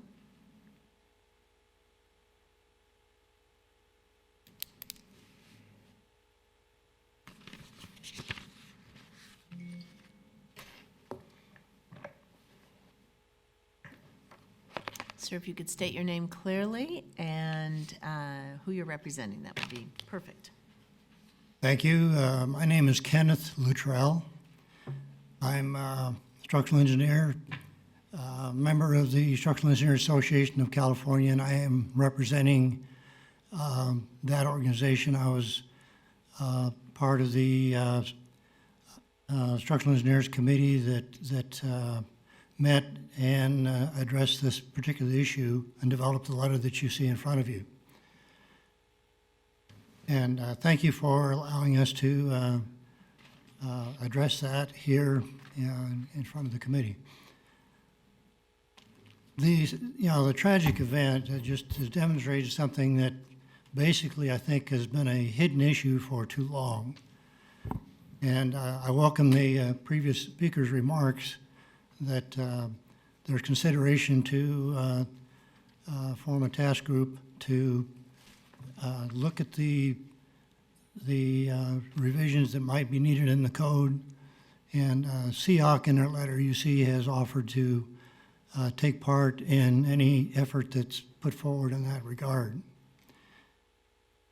And I can honestly speak that I think many professionals, myself included, didn't realize what was being created sometimes in designing a system projecting from a building with materials that could be vulnerable to the moisture intrusion. And but a lot of times those systems were completely enclosed without ventilation, and there probably was not a good strong criteria for the design and construction of the moisture barrier system.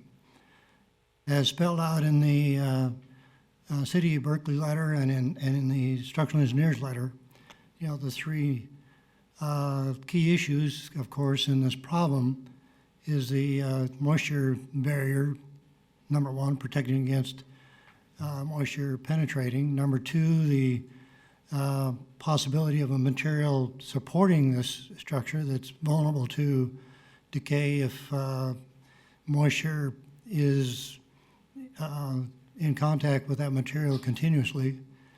And number three, the need for ventilation and access to inspect the condition of the materials. So I think this is something that is tragic for the people that were involved in this incident. Not only that one, but the young man up here in Folsom shortly after that. That this kind of construction has been done for quite a long time. I think a lot of people designing it and constructing it just were too unaware of what could happen. So I welcome the opportunity for a good close look at means of overseeing the most critical portion, I think everybody feels, is the moisture membrane envelope to prevent the water getting to those materials. But when you have an environment like they describe in their letter, the city of Berkeley, and I'm working on a building up in Eureka that's in the same environment, and this is a 120-year-old building up there, still standing, but there's some elements in that are very badly deteriorated for the same reason. Right. Thank you very much, Mr. Luttrell. Does anyone have any questions at this time? I think you summed up. We thank you very much for your comments. Very appreciative. All right, we have a third person who would like to address us, Mr. Richardson. And I think Mr. Richardson has a handout that each of us has been given, and we have read it, and it's quite lengthy, so I appreciate it.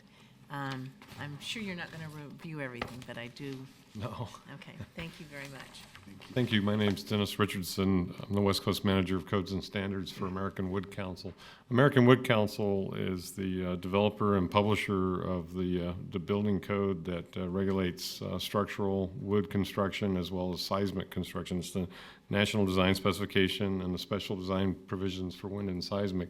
Those are adopted by reference into the IBC and also into the CBSC. Richardson, I ask you to slow down just a little bit so I'm we get sorry. all of your words well recorded. Thank you.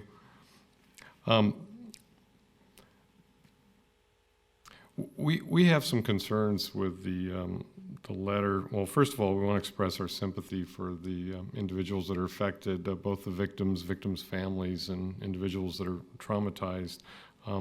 We do have concerns with the letter that was submitted by the city of Berkeley. We think that the second paragraph, where it refers to a failed design and where it refers to inspections so that they verified that the building was built to code, we're not sure that that information is accurate. And we would point out and request that when there's a forensic analysis of the investigation of this accident, that would be good information for all to look at to see exactly what did happen. We looked at the plans on file of the design, and there was a sufficient structural design.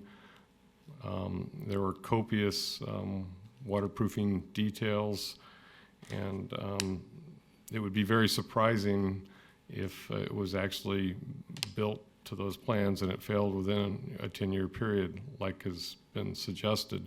That points to a possible solution that needs to be looked at is the inspection process for these types of buildings. And one of the questions that could be addressed in the upcoming ICC process might be a special inspection requirement for certain types of elevated platforms. The code deadline for the Group B ICC upcoming process that'll be in the 2018 IBC is January, I think the first week in January of 2016. So the timing's good for people to get together, address this. A key issue that's needed by all is a forensic report. We understand that the district attorney hasn't released that information because they're considering potential criminal charges, but in the meantime, if there is such a study going on, that would be good information for all to have. We request that the commission, if you're interested in new regulations for the state of California, that you develop some kind of fact-finding process, and it sounds like you're looking to go that direction, and that there be full opportunity for input from affected parties, material interests, folks that get involved in waterproofing, and again, that the forensic material be available to that group. We have summarized our findings relative to this letter in the first 2 pages of the attachment, but everything after that is the letter that we wrote to the Berkeley City Council. And what we were trying to make a point before they adopted local amendments was there's a number of sections in the existing building code, the California Building Code, that building officials can use to make sure that these balconies are properly inspected and special inspections if they feel it's required. We also pointed out that it is possible to require ventilation of these based on the current building code, and that it is also possible to require what was the past design loads in the UBC that this building was actually constructed under. Not many people realize that under the IBC, that design load went from 60 pounds per square foot down to 40 pounds per square foot. So if you rebuilt this under the current code today, you could actually build it with a less design load than the one that collapsed. The design load wasn't the reason for the collapse. Bulk water intrusion and a massive failure of the water system was the reason, as far as all visual evidence points out. And so we really urge you to do a diligent job, as we know the state of California always does, and invite input and comment and get that forensic report before you move forward with any changes. Thank you very much. Thank you, Mr. Richardson. Are there any questions of Mr. Richardson? Okay, thank you very much for coming in your presentation and as well as your submission of the handout. Okay, thank you. Are there any other members who have not submitted a card who would like to speak? Mr. Reamer, would you like to, again, introduce yourself for the record, please? Thank you, Madam Chair and Commissioners. I'm Bob Raymer with the California Building Industry Association, and I would just like to indicate our support. I realize this is not an action item today, but given HCD's presentation, they seem to have mapped out sort of a plan of action here on to deal with this issue, namely start out with a fact-finding mission and then see where that leads. And chances are it's going to lead one or more directions. HCD has used this in the past. I can think of at least a half dozen other examples over the past 20 years. All but one of them led to code changes, either administratively or in the content of Title 24. So with that, we're supportive of HCD putting together a task force to move forward this, and we look forward to participating. Thank you. Any questions of Mr. Raymer at this time? Okay, thank you, sir. Are there any other members who would like to speak or are here in the room? Okay, thank you. Leanne, would you check the phones, please? You have 0 questions remaining. Okay, Commissioners, do you have any comments on this item that you'd like to add at this time? Vice Chair? This is a very difficult subject. It's wrenching, what happened. I live about 1.5 miles from the site of the failure. Something has to be done in terms of this is something that needs to be addressed, but it's such a complex, what the snide comment is, for every problem there's a simple solution, which is simple, obvious, and wrong. So that this needs to be something which is looked at in depth. I'm hoping that the commission can be involved. I don't know how we get involved, like the discussion we had earlier about there is a chain of development where things come to us from HCD in this case, and whether we should wait. I've very deliberately in my locality through the Engineers Association and the AIA stayed out of the development or the discussions at the Berkeley City Council or at the AIA or SEOC, so that I can keep myself in where I would position I want to be in at the Building Standards Commission, to not have my fingerprints on anything that we're disposing of. But that I've thought long and hard about this, and I'd like to be involved in doing something about it. So I think that whether the commission jumpstarts this with a task force and then we turn it over to HCD, or the commission somehow gets involved while the HCD process is ongoing. I'm kind of looking over here at our Attorney General's representative, is I want to make sure that the commission stays in a position to properly and rationally adopt whatever comes out of the process. But as a personal commitment, I would like to be involved in helping make this happen. The difficulty with this, and each of the people who are looking at this, whether it's the Wood Council, the Structural Engineers Association, or the City of Berkeley, or any of the professional societies, is that what you're dealing with is the intersection of an almost uncountable number of systems, all of which are done by a different trade. Whether they're union or non-union, they're all in different, you've got gypsum board, you've got wood and metal studs, you've got projected cantilevered beams, you've got waterproofing, you've got concrete fill, you've got flashing, you've got bituthane membrane, all of whom are installed by different people under different directions from different subcontractors. And the design details are probably complete, but they're not necessarily followed in the field. So that the question is, what's the best way to get things designed properly, but then even more importantly, get them installed properly the first time, and on an ongoing basis, make sure that they're functioning properly over time. And those all have design components, inspection, detailing components, inspection components, and maintenance and observation components. Because this is something which may have been fine on day one, but then the water gets in, and all of a sudden on the 10th year, you have a catastrophic failure. So that this is not a simple problem, but it's absolutely essential that we look at it sooner rather than later. That was one of the questions I asked about HCD, but is I would like to get this started as soon as possible, but not with the idea of coming to a rush to judgment, but just making sure that we don't lose the momentum that comes from tragedy. A lot of building codes are generated by tragedies in terms of doors open outward because of theater fires, there's second exits because of the Triangle Shirtwaist Fire. We have a whole bunch of new provisions in the code because of what happened at the World Trade Center. Basically it's disaster driven, but the impetus of those things fades as time. So we need to seize the moment and not, keep the grief in our hearts and make something out of it. Thank you very much, Mr. Vice Chair. Very important words. Appreciate it. Ellie, I'm not sure whether Mr. Patel was. Go ahead. Okay, Ellie.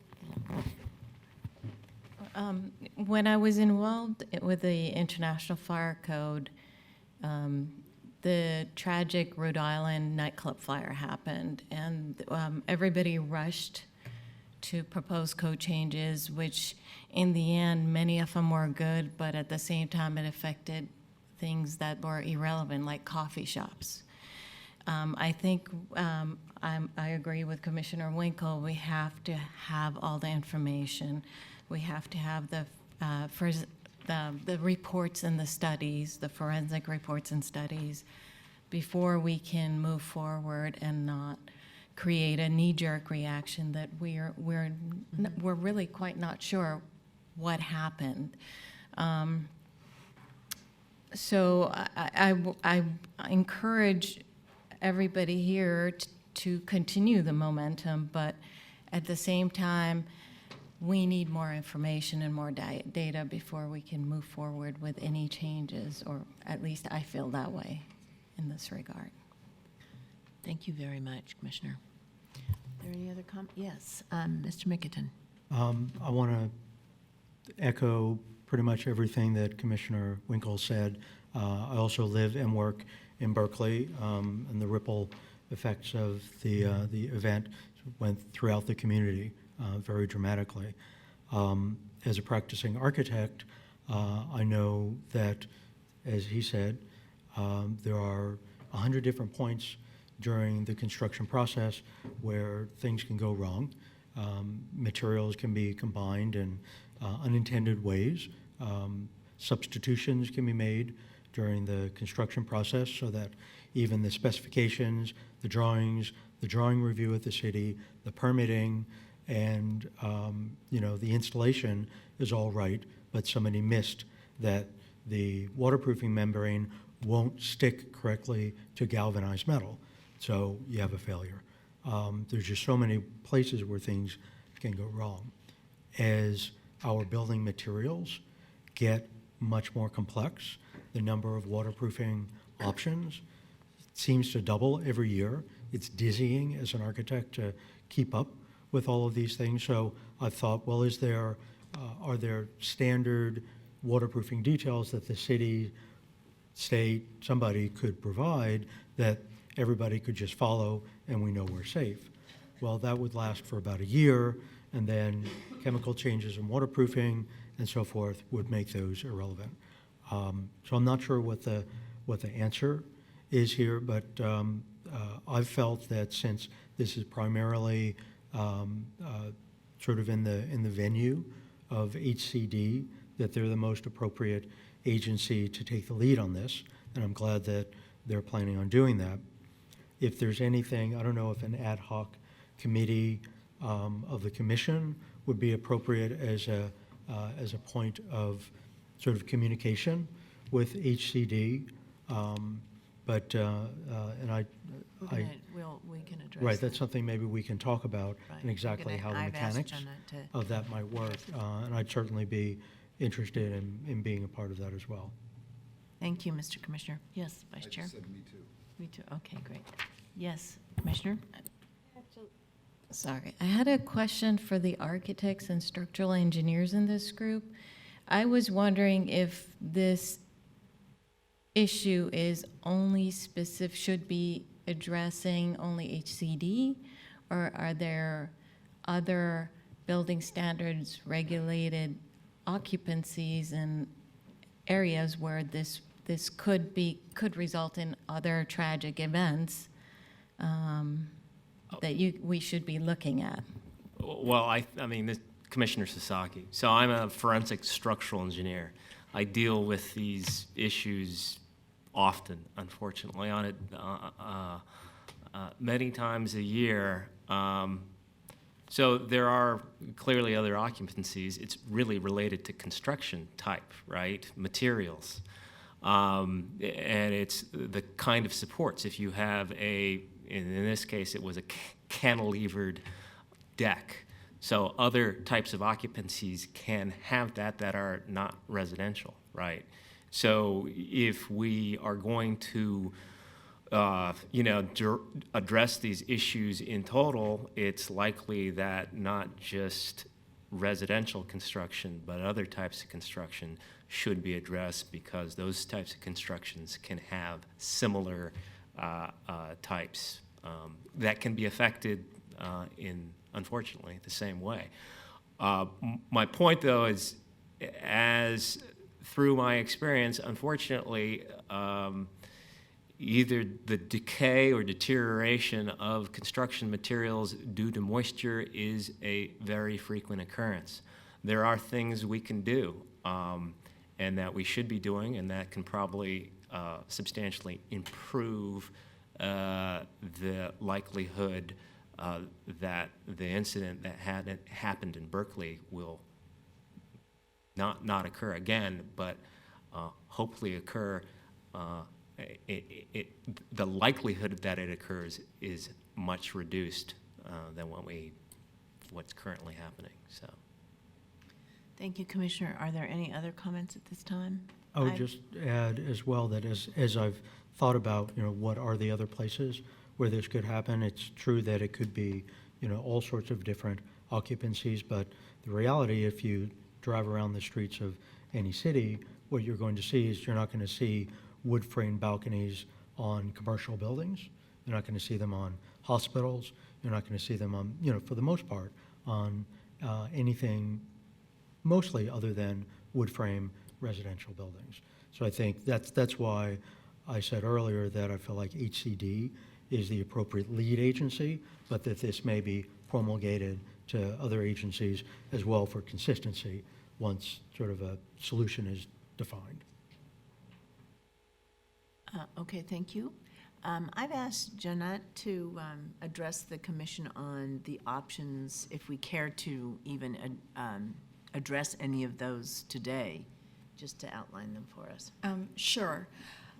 If the commission wants to act, the commission certainly can create an ad hoc committee to study the question. I hear a few commissioners wanting to understand the problem, discuss the issues, and that would be one way for the commission to go about doing its business. And that study would then, it won't just be specific to HCD, it will include all the other state agencies that are, would be part of the regulatory change, if any. So, thank you. So is there any discussion on, if we do decide, of course, to form an ad hoc committee or address this on a future agenda, we can certainly do that. If we do want to take it up as a activity today, I'd obviously need a motion.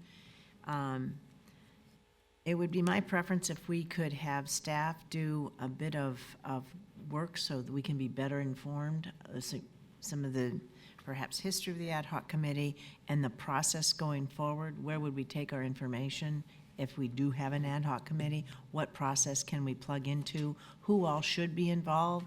If it should be more than HCD? So we're not just forming an ad hoc committee at this time. I think we need some more, I feel like I would need some more information, but I don't want to presuppose my opinion. Yes, sir. This is Commissioner Winkle. What I'm wondering is whether we can backtrack on the agenda a bit to item 6, which would be new future agenda items. Okay.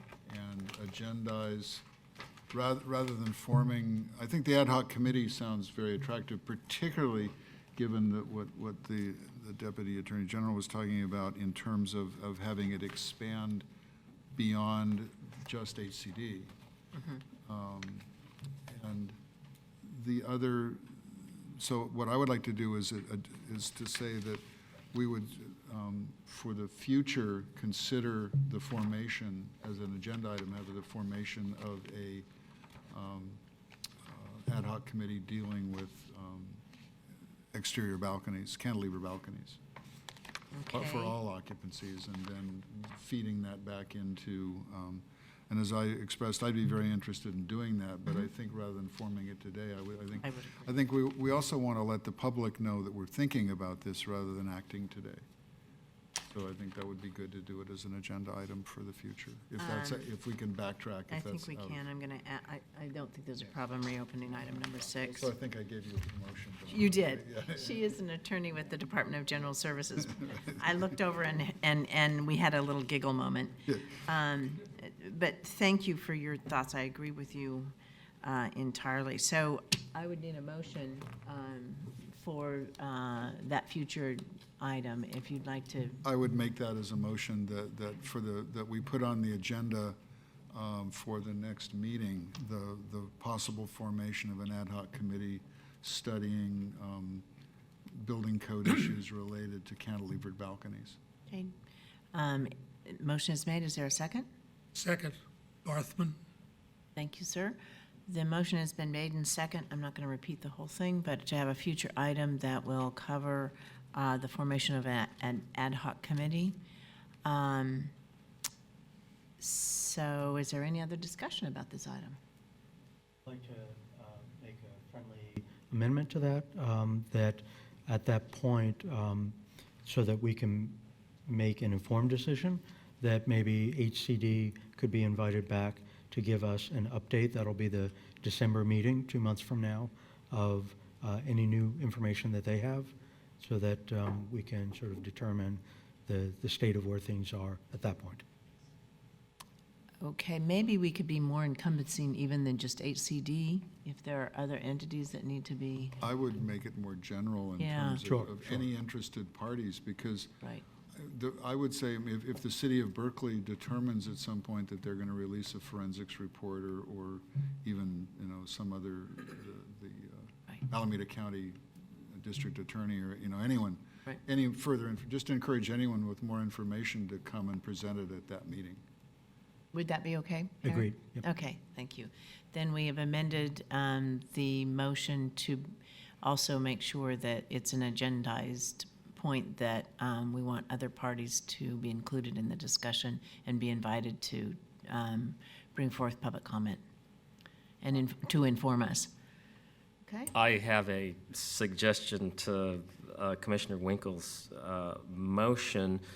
I think Commissioner Winkle, he didn't limit it, but the motion spoke about cantilever balconies. as I read the Structural Engineers Association letter, and I think maybe They had another term. so their terminology includes, consists of projecting balconies and exterior stairs.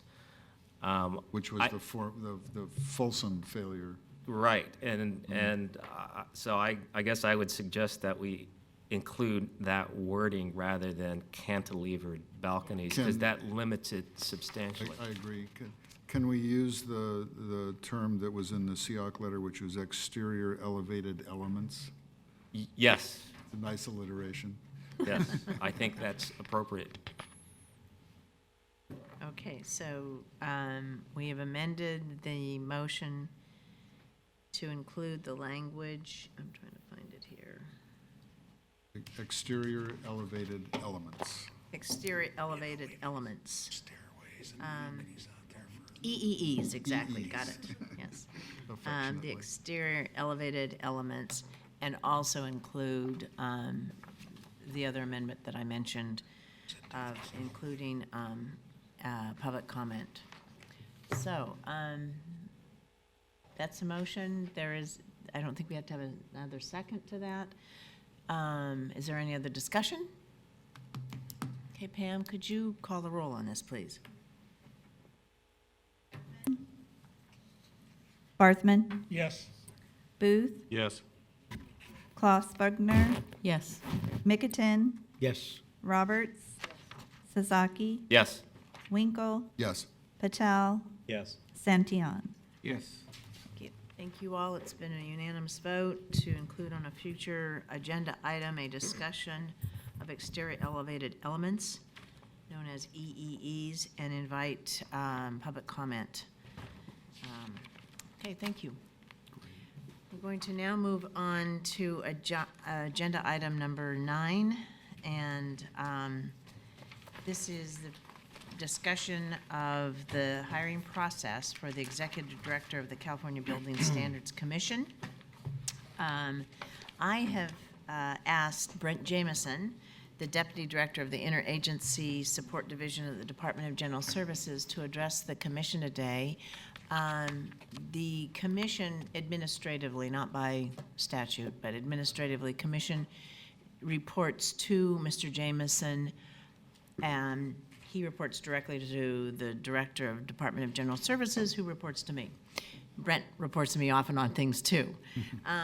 But Jim and staff have been working closely with Mr. Jameson since he has taken this position over a year ago.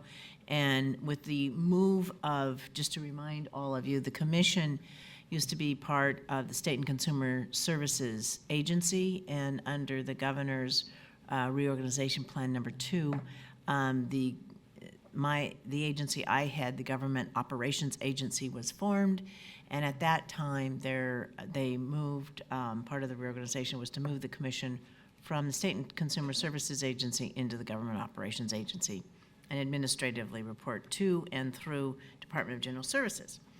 So I want to have Brent, again, Brent and I have been working with staff and our own staffs on how we go about the hiring process of the executive director. I want, we have done some research on what has been done in the past, and we have a couple of options that we would like to review with you as to how to go about this in the future, and then we will, those options will need to make a decision today. I would like to make a decision today because we have a process that needs to get underway as to which option the commission would like, or if there are other ideas that you have, obviously, we would entertain those. So, Brent, could you address the commission, please? Absolutely. Again, good afternoon, Madam Chair and Commissioners. Thank you very much for inviting me today. And by the way, thank you for sitting here all morning. Again, my name is Brent Jameson. I'm with the Department of General Services, and the Secretary mentioned she asked me to prepare some materials and options for you for the Executive Director recruitment. In your package, you will find a draft duty statement and a draft job announcement, as well as 2 potential options for a recruitment process. Again, as Secretary Boucher stated, these are just options. You are certainly not limited to going forward with these options, but they are recommended after the research that we performed. Option 1 is a process that the commission has employed previously. It presumes that a decision will be made today and that we will go out with a job announcement upon your approval this Friday. Under that process, there would be a 20-day recruitment period, at which point we would then go into a minimum qualification screening. And how you choose to perform that screening is entirely up to you. Option 1 presumes that either the Code Adoption Committee or a committee of your choosing, if you choose to form a different one and empower it with responsibilities, would do a basically initial screening for minimum qualifications, as well as that it meets the statement of qualifications that are listed in the job announcement. It would be at that point that either the Code Adoption Committee or the committee of your choosing would select applicants to be interviewed by the full commission, and that would ideally take place at your next commission meeting, or I should probably preference the day before or the day after your next commission meeting, which would be December 15th or 18th, because your next commission meeting is on the 16th or 17th. So we believe that if the timing works correctly and we can get members of a subcommittee, or just a committee to meet prior to the full commission meeting, that they could screen potential applicants and set them up for an interview, as well as prepare interview questions. I should also mention that to streamline the process, Secretary Boucher requested that we perform reference checks on the applicants that are picked for interviews prior to going into the next commission hearing for full interviews. Option 2 only differs from option 1 in the sense that it recommends that I perform the actual screening and selection of applicants to be interviewed. That is really, the advantage of that is really more of a convenience to the commission if you should run into scheduling problems. I think the biggest challenge we have right now is the holiday schedules. You'll notice that the applicant selection process ends, or excuse me, let me rephrase that. The job announcement process goes until the 19th, at which point we do an initial, the 19th of November, at which point we do an initial screening for minimum qualifications, and then we need to find a time that heads right into the week of Thanksgiving. We need to find a time between then and the full commission meeting in mid-December for the committee of your choosing to select applicants to be interviewed. So again, the advantage of option 2 would be that you could have me perform that kind of analytical function and select applicants for you to interview based on the statement of qualifications that you would approve within the duty statement and job announcement. And then in terms of a recommendation that you would make, you would be recommending the final candidates to be interviewed by the commission? Yes, Secretary. Just to be clear. If in the event, and again, because this is a busy season, in the event that the December 15th, or the tacking on a date for interviews around the December commission meeting does not work, we have actually provided an alternate schedule within your packet as well that would basically then surround the possible selection of a candidate in the next meeting, which would take place, the next commission meeting, which is scheduled for January 19th or 20th. The 18th is the Martin Luther King holiday, so we would really be looking at possibly January 21st. Again, you are not required to tack on days for interviews next to already scheduled commission meetings. You certainly could schedule a meeting in addition to what's already been scheduled, but again, we thought for convenience of travel, that might make the most sense.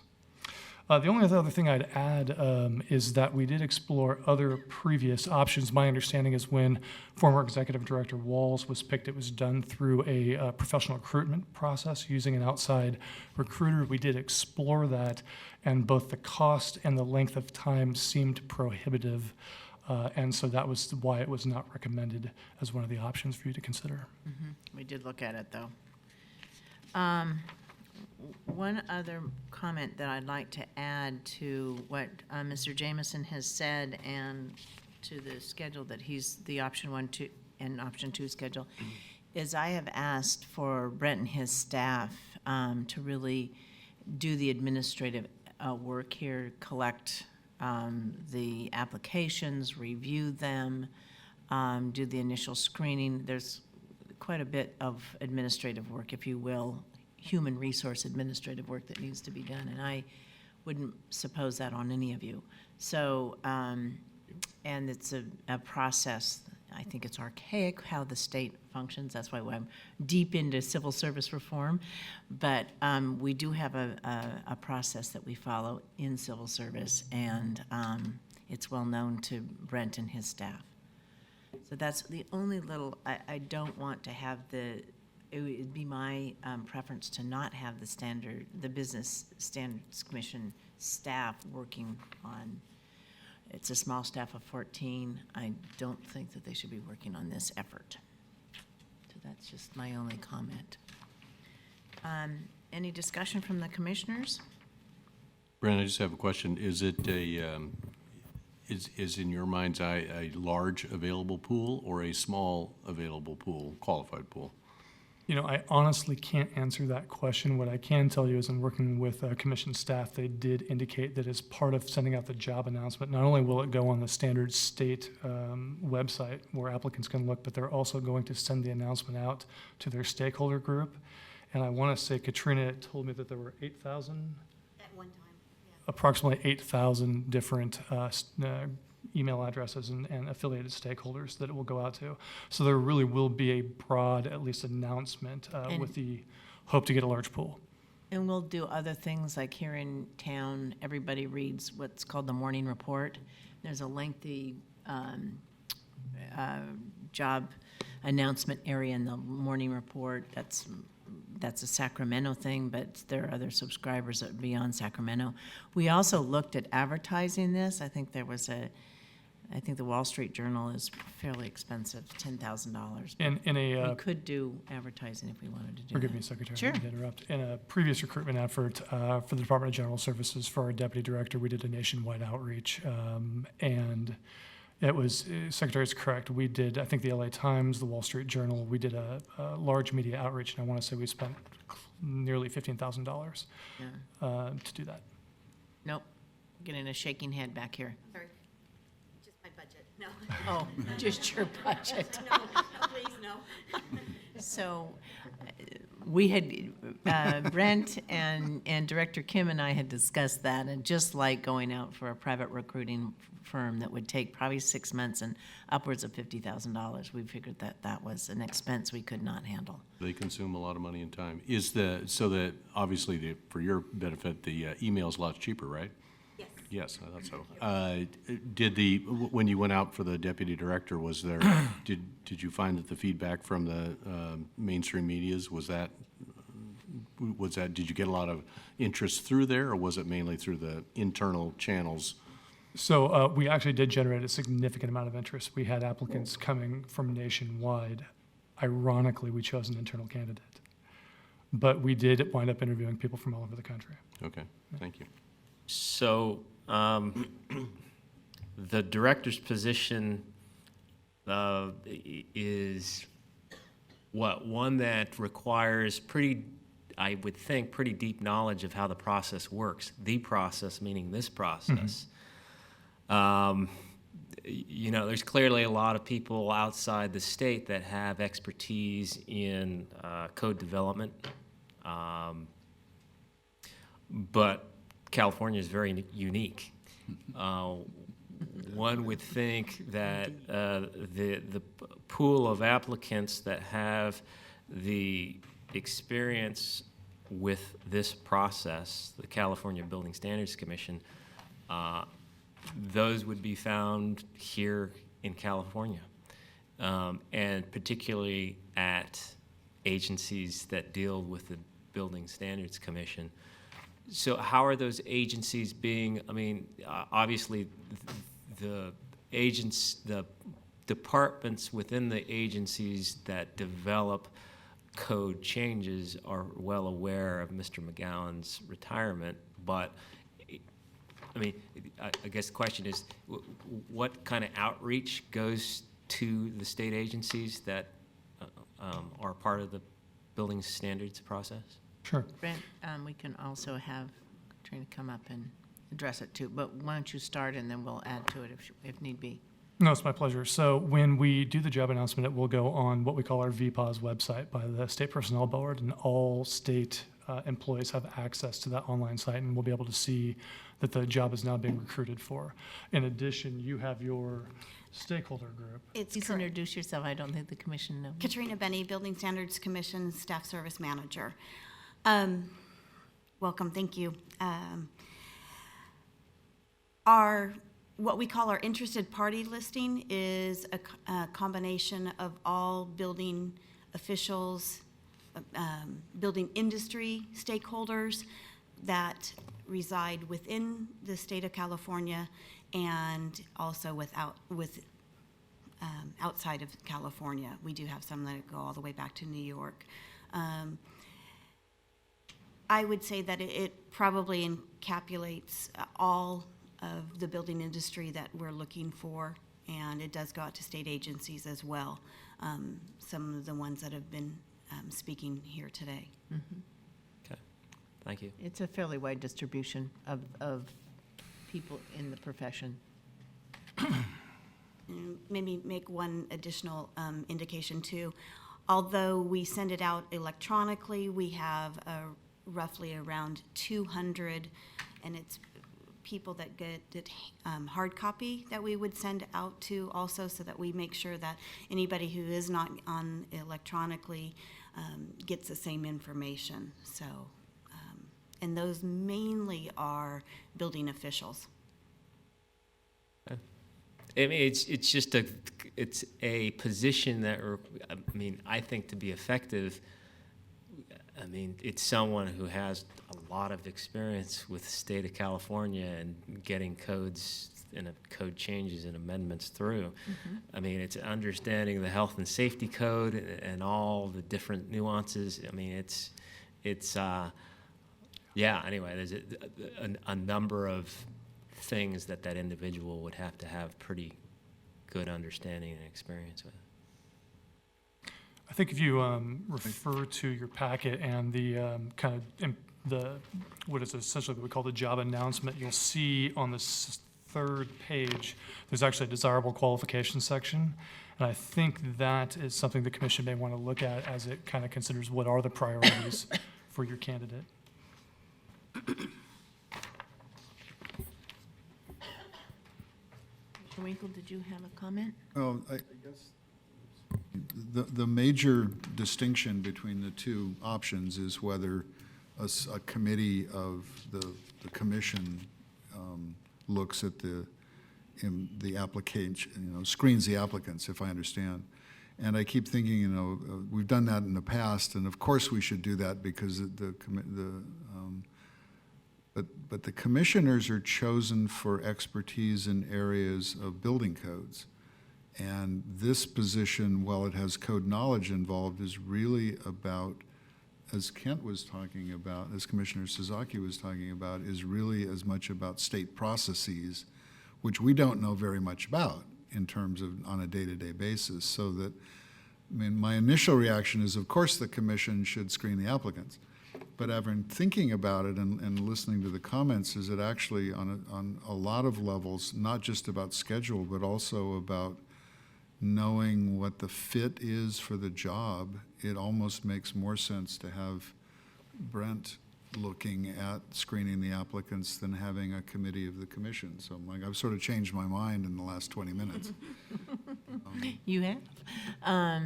I want to both make sure that we're doing a thorough job as well as a timely one. And so certainly the final candidates, and we can also discuss if that's 5 or 3 in terms of what time we have. I would suggest 3, but that we will have full ability and proper interview, along with interview questions that would be prepared, and any more that the commission like to add in that process. I think so. Yes. Brent, I think the comment made about possible 8,000 interested parties in the position. If we win with option 2, I'd envision a short list of candidates that the commission would interview. Yes. What number would that be? Well, I was 5, just, 10? as I just said, I would say, I would recommend 3, but we could possibly have 5. It's depending on our schedule. We are entering a really difficult part of the calendar of the year. So, 3 to 5. One more question. Yes, Peter. In reference to the salary range, is that something that's established and subject to, I imagine, budgetary constraints? Yes, it is. And we have, I have gone forward to the governor's office and worked closely with Cal HR with the help of Mr. Jameson and a gentleman on my staff who's my deputy secretary for human resource policy. And we have had the salary range upgraded, and it's done through, I won't go through the whole lengthy process that is used, but it basically is sized with similar positions within state government, similar executive officers of similar types of commissions or committees even that have differences of complexity before them. And so the salary has increased, the salary range, I should say, has been increased from the 9,000, the current is 9,634 monthly. The range is 9,634 to 10,734. That's a monthly salary range. The proposed and approved has been changed to 10,199 to 11,359. So we basically were able to, working again with the governor's office and Cal HR, to improve the salary range. Thank you. Yes. Ellie? Quick question. During the advertisement, are we, to entice candidates, would we include the benefits that come along with the position? Well, they'll be in the duty. Are they ever in the duty statement? Yeah, they're in the duty statement, I think. The materials we're using are fairly standard in state to the state. service.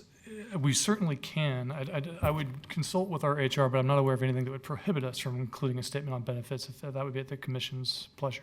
Yeah, I think that just only the internal people would know the benefits, and if we're to entice more people, hopefully within California, we should include the benefits. In that manner, we use the regular duty statement, but I think that's a good idea for outside candidates. Yes, sir. Yes, that, excuse me, Berthman. that salary bump should help to agree. We had the last couple of applicants, or excuse me, the last couple of people that we picked out, there was a lot of applicants that didn't, and people who were interested that didn't apply because they would take a salary cut. I mean, these were people from state agencies. Well, it's difficult because we're, as a state, across the board, we are not competitive with other public entities. This probably, even though it's a nice bump. It should help, yes. It should help, but I don't want to give anybody expectations that we will compete nicely with counties. For example, this is a problem we have in state government. I face it daily, but and we don't, benefit packages at the county level are pretty competitive to ours too. So, but we have had a change, and I do thank Brent and Dave Rex from my staff. This went through in lickety-split time, which doesn't often happen, but I was pressing because I wanted it to get out with the duty statement. How many applicants are you thinking about accepting as far as bringing back to the commission? I think Secretary Batcher's recommendation of 3 to 5, depending on their qualifications, is a sound one. 3 to 5? Yes. Okay. And that would be for us to review. Now, we could make the decision whether we review, let's say it's 5. We could review 5 and select from that 5, 3 to personally to interview. We have options. As Brent has said, we also could ask the ad hoc committee that we do or do not, if we form one, to take that responsibility on as well. of reviewing, the candidates and maybe making a recommendation to the board for a final candidate. We're trying to be mindful of the calendar and all of your very busy schedules. And we also are mindful of how important this position is. I think under our previous review, we had about half a dozen, something like that, applicants. It's hard to know, I Yeah. don't know what the traffic is, will The be. interviews went fairly well. I mean, they weren't prolonged. Usually the questions were pretty pertinent. And we Did had- you interview as a body? My recollection is, No, yeah. no. I think our review was that it was a committee that made the final recommendation to the commission. As I remember, right? it was kind of an extended committee. I mean, there was about, Commissioner Winkle, about 5 or 6 of us. Yeah, I think it was pretty close to a committee of the whole. Yeah, it was roughly about half the commission, yeah. Okay. Yes. Check our What happened numbers. last time, and I was directly involved with it, and that was for Jim's position. We went out to the policy Policy Administration Committee. I can't remember the exact name of it at this time. We had roughly 10 applicants that applied. The policy committee met, reviewed those applicants, and then went forth with a full commission meeting and interviewed 5 candidates. One thing if you're evaluating these candidates, when you talk about desirable qualifications, in many cases, a lot of weight is put on bachelor degrees in architecture, and probably the best 2 directors we've ever had, neither one of them had a degree. So I would really look at all of the other qualifications that these people have. Understood. Experience. So, I want to check and see how you're doing. Are you doing okay, or do we need a break? You could use a break. I know this is kind of a, yes? Oh, I'm sorry.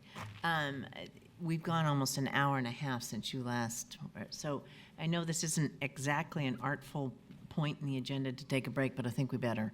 So let's take a 10-minute break, and then we'll come back and hopefully resolve to one option or the other. Okay, thank you. 10 minutes, so please be back by 5 up. It's more than 10, but thank you. I see. What? Yeah, it's like if you want.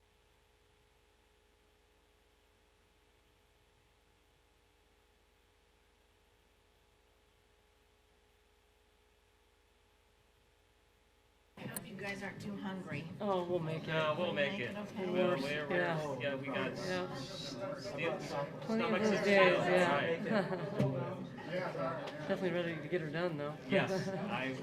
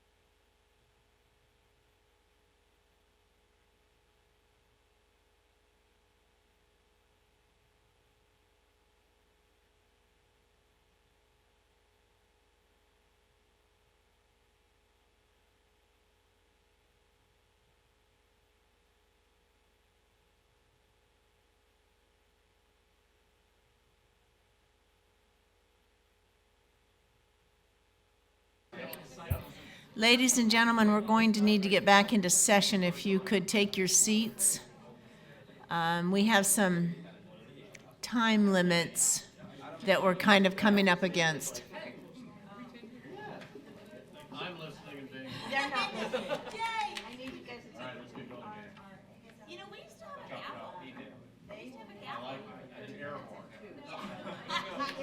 gavel. Oh, boys. All right, let's get going, gang. At least start closed session items, that we'll be in good shape. Could you tell? What's that? I know.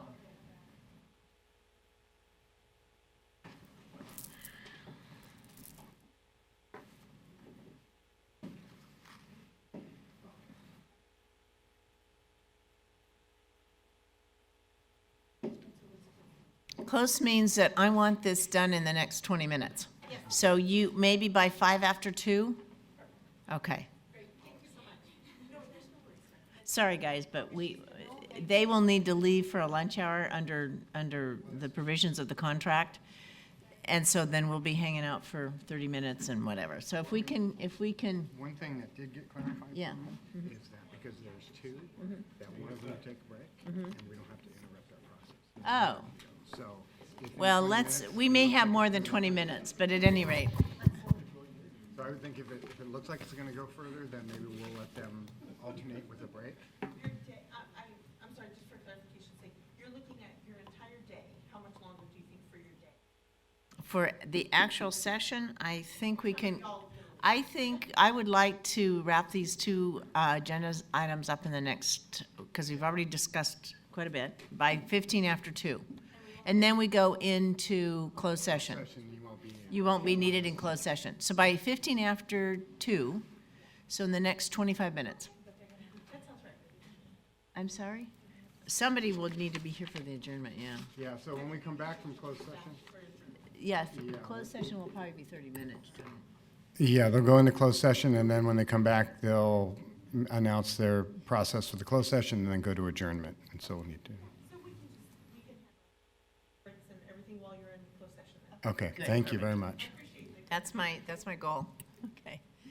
All right, so we're back in session from our break, and before us we have the options that have been outlined by Mr. Jamison of option of having his staff do the administrative HR work, as well as bring forth 3 to 5, that's to be decided, final candidates for the commission's interview and decision.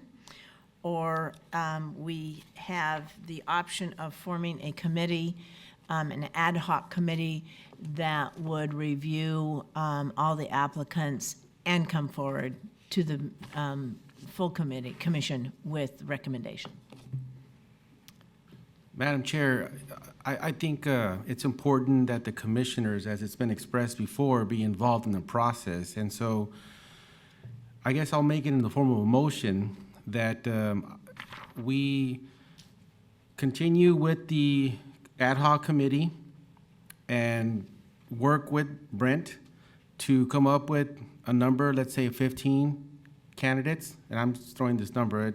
And we may not have an entire poll. Sure. So, And then with Brent and the committee, reduce that number to 5, and then, or 3, that's fine, 3, with the involvement of the commissioners on that committee, and then the full commission do the interview. Yes. That's my motion. is there a second to that motion? Okay, I will entertain a second it happens to be on the victims' comp all the time. Pedro, don't worry about it. I will entertain another motion. I'll make a motion, we go to door number 2 and have Brent get us to 3 to 6, and then the whole commission interview the 3 to 6 and make a selection based on that. Is there a second to that motion? Well, so just let's clarify. So, I mean, there are 2 options that have been printed out here, option 1 and then option 2. So Larry, are you talking about option I think you're talking about option 2. Correct. Correct, okay. I just want to make Sure. sure we're talking about the same thing. I'm sorry, I was being flippant when I said door number 2. Okay. Apologize. I'll second that motion. Okay, a motion has been made and seconded to choose option 2, which essentially would be to have Brent Jamison and his staff, him particular in terms of the final candidates, review the candidates that apply for the executive officer's position and then bring forward the final 3 to 6 candidates for the full commission's review and interview. Yeah, I think I said Any 3, further I think discussion? 3 to 6. Yes, Based on, that's- based on the quality and caliber of the candidates. Right, 3, 2, 6, not, yeah, exactly. And I misspoke. I'm used to other boards that are within government ops. I said executive officer, executive director of the State Building Standards Commission. Is there any other discussion? Okay. One quick. Sure. One quick comment. I do encourage you when you're going through this process to look at a large variety of background. I'm talking about education. I'm talking about whether they're all internal people or if there's candidates that are from the industry that are very qualified. I would just strongly encourage, since we're putting our trust in you guys, to strongly take a look at everybody's backgrounds and come up with a variety. No, I appreciate those comments. I think the goal would be to present the commission the widest variety of well-qualified applicants possible. And echoing that, specifically going to the AIA and the Structural Engineers Association and groups like that, I think that there could very well be hidden people there who might not hear about it through the official channels, but who have maybe been involved in the code development process for many years off and on and understand the process, and might even be administrators in large firms or something who could translate over very well. Thank you. Can I make a comment to that? Of course. We would also entertain putting this on our website so that anybody from those organizations would be, they could review it. But that we'll way, too. proactively reach out as well. Yeah. So there'll lots of face on it. Is there any other comments? All right, Pam, could you take the roll, please? Yes. Yes. Klaus Buckner, Yes. Mickelton, Yes. Roberts, Yes. Sasaki, Yes. Winkle, Yes. Patel, Yes. Santillan. Yes. Okay, then Brent, you have an assignment. Wonderful. Thank you very And you'll much. be on a tight time frame. And he will, Director Kim and I will be careful to watch over this process as well. Okay, thank you both very much for your, okay, looking at the clock, item number 10. Item 10A and B is regarding the discussion the commission had at its April 22nd, let's all say we can remember this, 2014 meeting to consolidate committees and appoint members to the Code Adoption Committee and the Appeals Committee, and the possible appointment of a third member to the Standing Code Adoption Committee. I have to tell you all that I don't remember this like it's in the minutes. And I challenged Jim and Mike, and I said, clearly the minutes are wrong. I think my memory's wrong. I thought we already voted on this. So this is a little bit of a cleanup, and it was in your minutes of the April 22nd meeting. I have 21st, in my mind, it says 21st. Yeah. So I'm going to ask, Mike, do you want to clarify just for everybody what we need to do here, if they don't recall reading the minutes at that point? Certainly. I believe at the time the discussion was surrounding the number of committees that were had been established in previous commissions under previous secretary, that many of those committees had never met or provided any input or feedback to the commission. There had never been any need for those committees to meet. And so the decision at the time was to form the committees that would be needed and disband the others, with the thought that if there were additional committees needed, you could create them as they were needed. Jim did discuss the fact that the name of one of the committees was confusing in relationship to our Code Advisory Committee process, and there was a little concern about naming it similarly to that. So the change was recommended to call it the Code Adoption Committee. And I believe the same members that were on the committee prior to the name change were continued on that Code Adoption Committee. Of those members, one of the members since has left the commission, and so we do have a vacancy in that committee. And so one of the actions may be to fill the vacancy. And then the Appeals Committee is a standing committee that we need because in our regulation, we have the potential for having to hear appeals from the public or from industry, and so that Appeals Committee is an important committee for the Commission to have as a standing committee. And just to clarify, do we have a list of the members of the Code Committee, Code Adoption Committee, and the Appeals Committee, so we can refresh everybody's memory? Yes, Katrina Okay, does. great.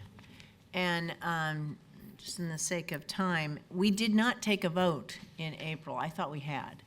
And Well, I thought we had. the reason, at the time, you remember the discussion? Yes. It was a thorough discussion for those who were on the commission at the time. But Jim had informed us at the time that we didn't need to take a vote Correct.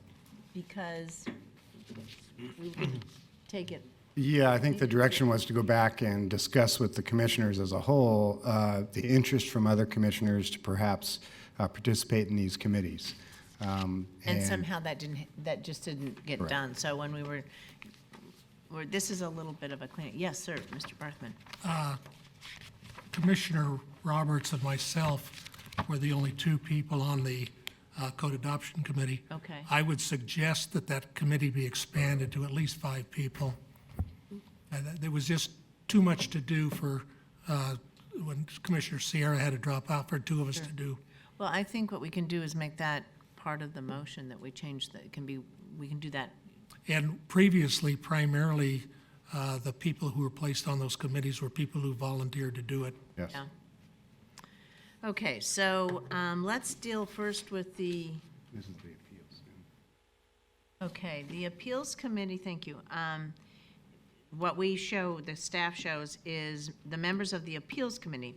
Let me just again remind you, the purpose and the responsibilities include administrate petitions and appeals filed pursuant to Article 3, commencing with Section 130 of our regulations in Title 24, Part 1. The members of the Appeals Committee currently are Booth, Sasaki, and Winkle. Does that ring a bell? Yes. Okay. So let's do the Code Adoption Committee first, and I think we need to do this in 2 steps. First, we need to expand the committee from 3 to 5. And then second, we'll do the Appeals Committee, and I don't think we need to vote on who's on. Do we have to vote on who's actually appointed to these? I don't think we do we? I'm sorry, say that again. Do we have to vote on who's actually on the committees? Okay, good. We don't have to vote on who's, so we'll get, after we do the Code Adoption Committee expansion, we will, I'll take volunteers. I would like to continue to serve on that committee. Okay. Can you describe the duties for the Code Adoption Committee? Yeah, the responsibilities include identify means of improving the code adoption process. We saw that today. I mean, I did on the, I don't know that we can improve upon the emergency regs porch, but early participation in the model code process. I don't know what that means. Selection of applicants for the code advisory committees. So, Well, the early participation aspect of that is related to the development of the model codes at the model code level. I believe it would be encouraging for commissioners to participate in the development process at the national level, as well as we're going to be looking to get a little bit more involved in that process as staff, so we're more aware of what is coming forth in the next edition of the model codes as they're published by the publishers. So does that mean it does get involved at the national level mean attending meetings possibly outside of the state of California? It can be. I think they also have means to participate without having to attend in person. So I would encourage that over the actual physical. Right.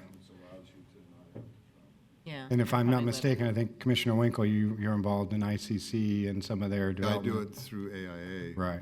But now, the new co-development process has votes at the meeting, but then there's also an online vote for folks who are accredited to do that. Okay. So you wouldn't have to travel.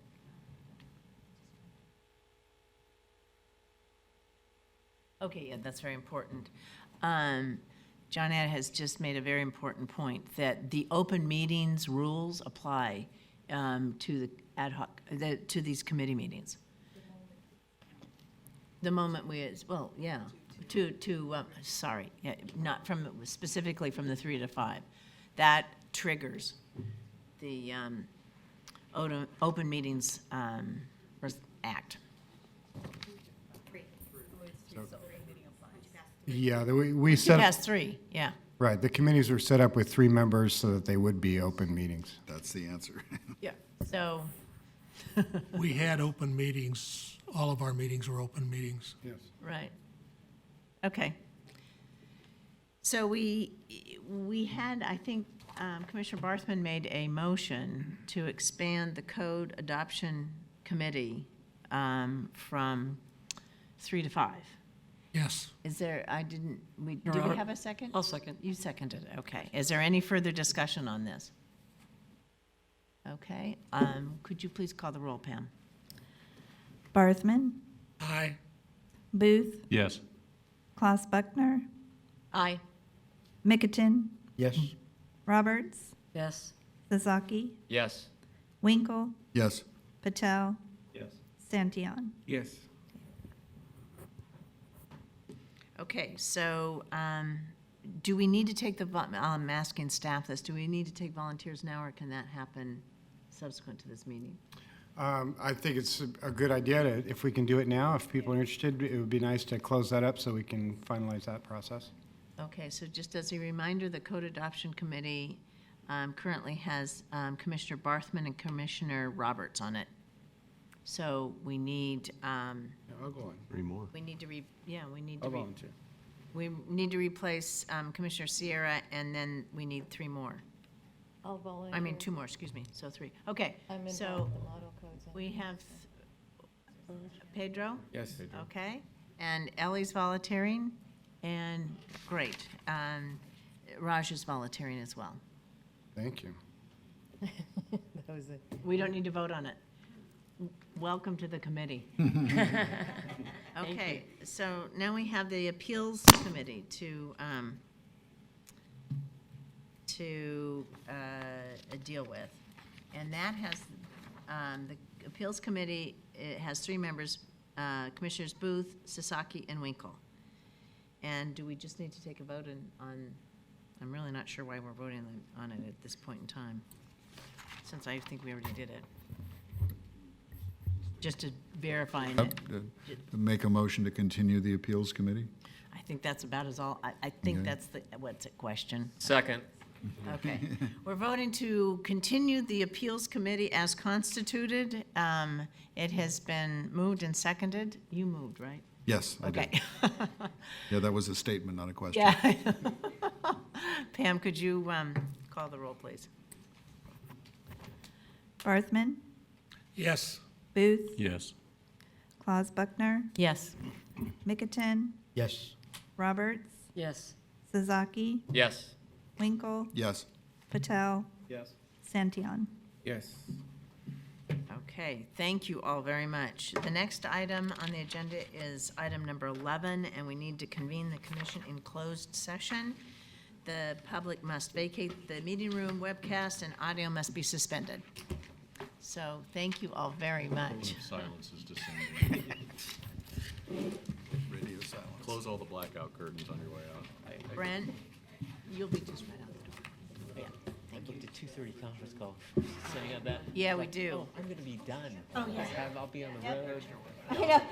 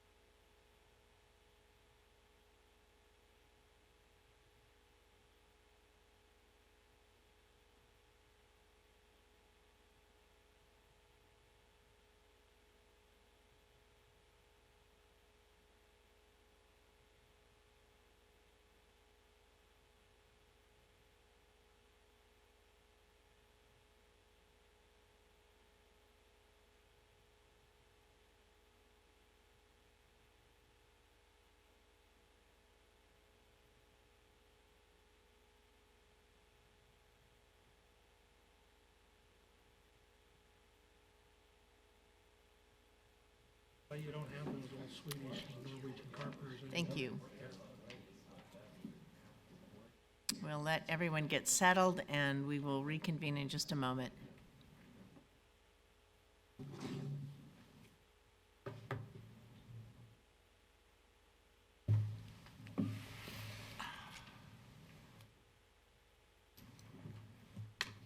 Hey, did you tell me when you're ready?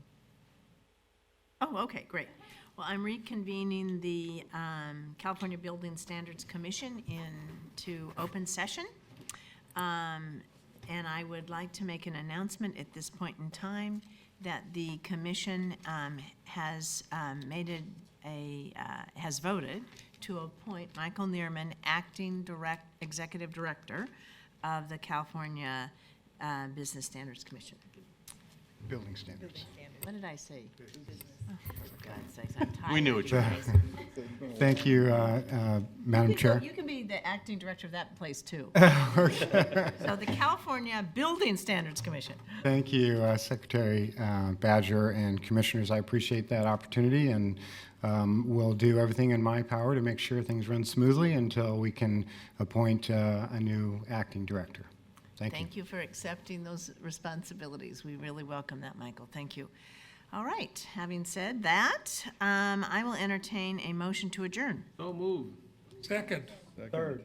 It's been moved and seconded, whoever's noticing. Is there any discussion We're not about gonna sit together adjournment? anymore. All right, all in favor of adjournment? Aye. Thank you all. Safe travels. Play ball. Thank you. Yeah, absolutely.